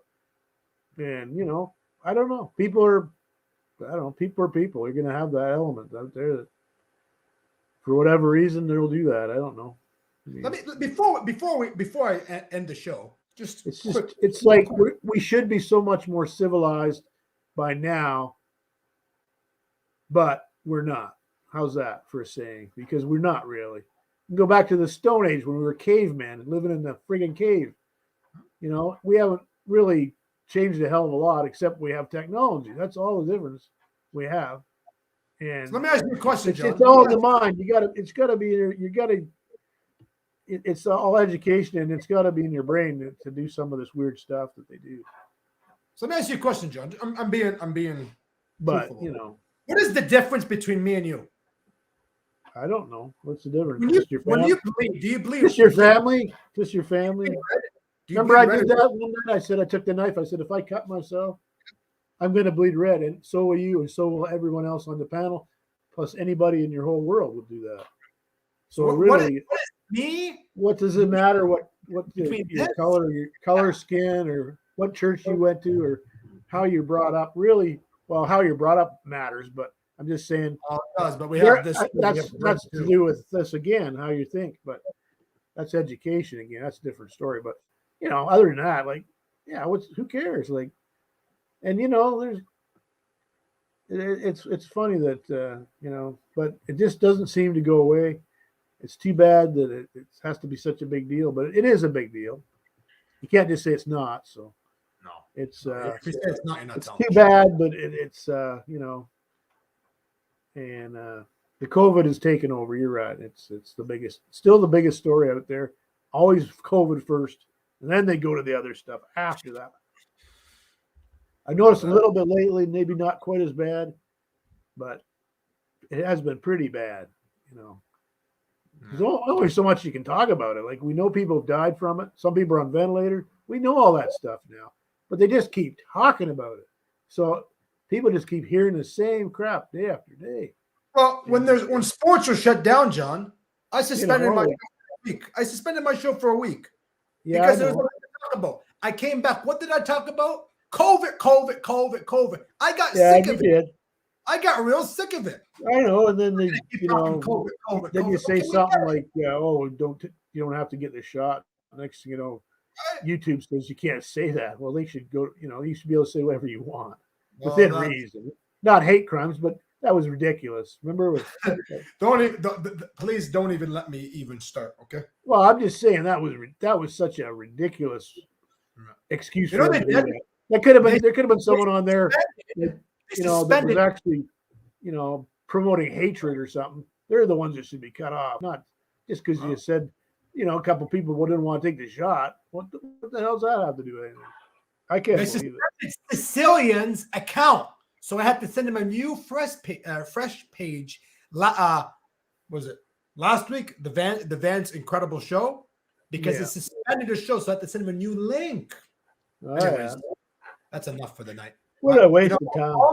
It was a wonderful show. To everyone in the chat, you killed it. You nailed it today. 10 out of 10. To John, to Adam, to my father. Well, I learned stuff because I'm still not some of these guys are fanatics. You can tell they're specifically fanatics for their own teams, but also they follow the sport generally, and they know a lot of this stuff. Who's coming in from college and all this stuff. See, I can't, I don't have time to do that really generally, but I guess if I really wanted to, I could study it more, but I mean, it's just whatever you're into. And Joker's got one heck of a collection, and he's obviously into collecting that stuff, right? Or he wouldn't do it. It's like anything else. You can collect whatever you want. It's another thing. People have hobbies. It can be an expensive hobby, but sounds like if he wanted to liquidate, he'd still make money on all that stuff. Majority of it, he'd make money on it. Because a lot of it's mint condition. It hasn't been opened up, right? So, good, buddy. I'll have to go now. I think I'm exhausted. I gotta get some sleep. Well, it's almost ridiculous. You know what I mean? The night over there. Well, 11:56 or 11:56. I don't know. Yeah, it'll soon be new day, and it's new day where you are. So, anyway, we'll watch the games tomorrow and see what happens. Okay. Good luck, and hey, it'll be interesting because, like we said, if you can watch every game and you'd be able to analyze them all, but nobody could take in that much games. No, probably the most games I'll watch one or two. I'm going to watch a Pittsburgh game for sure, and I'm going to watch my. Yeah, I think that'd be good to start off, watch those games, and then you can pick and choose after that, whatever you can get, I guess. But I might flip back and forth. I think my King Goose might even come over tomorrow. Yeah, maybe he should. Maybe he needs a break. I don't know. He's not. I saw him today, and he was happy. He was or wasn't? He was happy to see me. We went out for. Oh, he'd be happy to see you, yeah. But I mean, I know he's got stuff happening. Yeah, well, behind the scenes, he's an Iron Man. That guy's. He deserves more than he's getting right now. I'll tell you that. Yeah, he's been screwed. He deserves more respect than he's been getting. Let's put it that way. Yeah. Okay, John. All right. We'll talk to you later, huh? Yeah, we'll talk again. Get some sleep. See ya. Bye. Bye.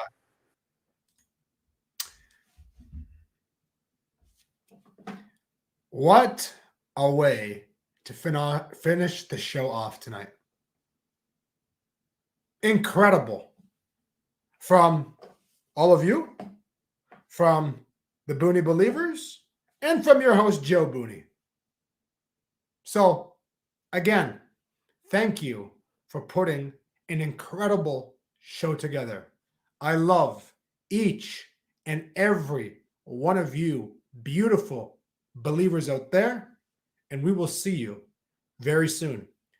Remember, Packers are going to win tomorrow, and that Buffalo Bills and Pittsburgh Steelers game is going to be absolutely a wonderful and fantastic game to watch.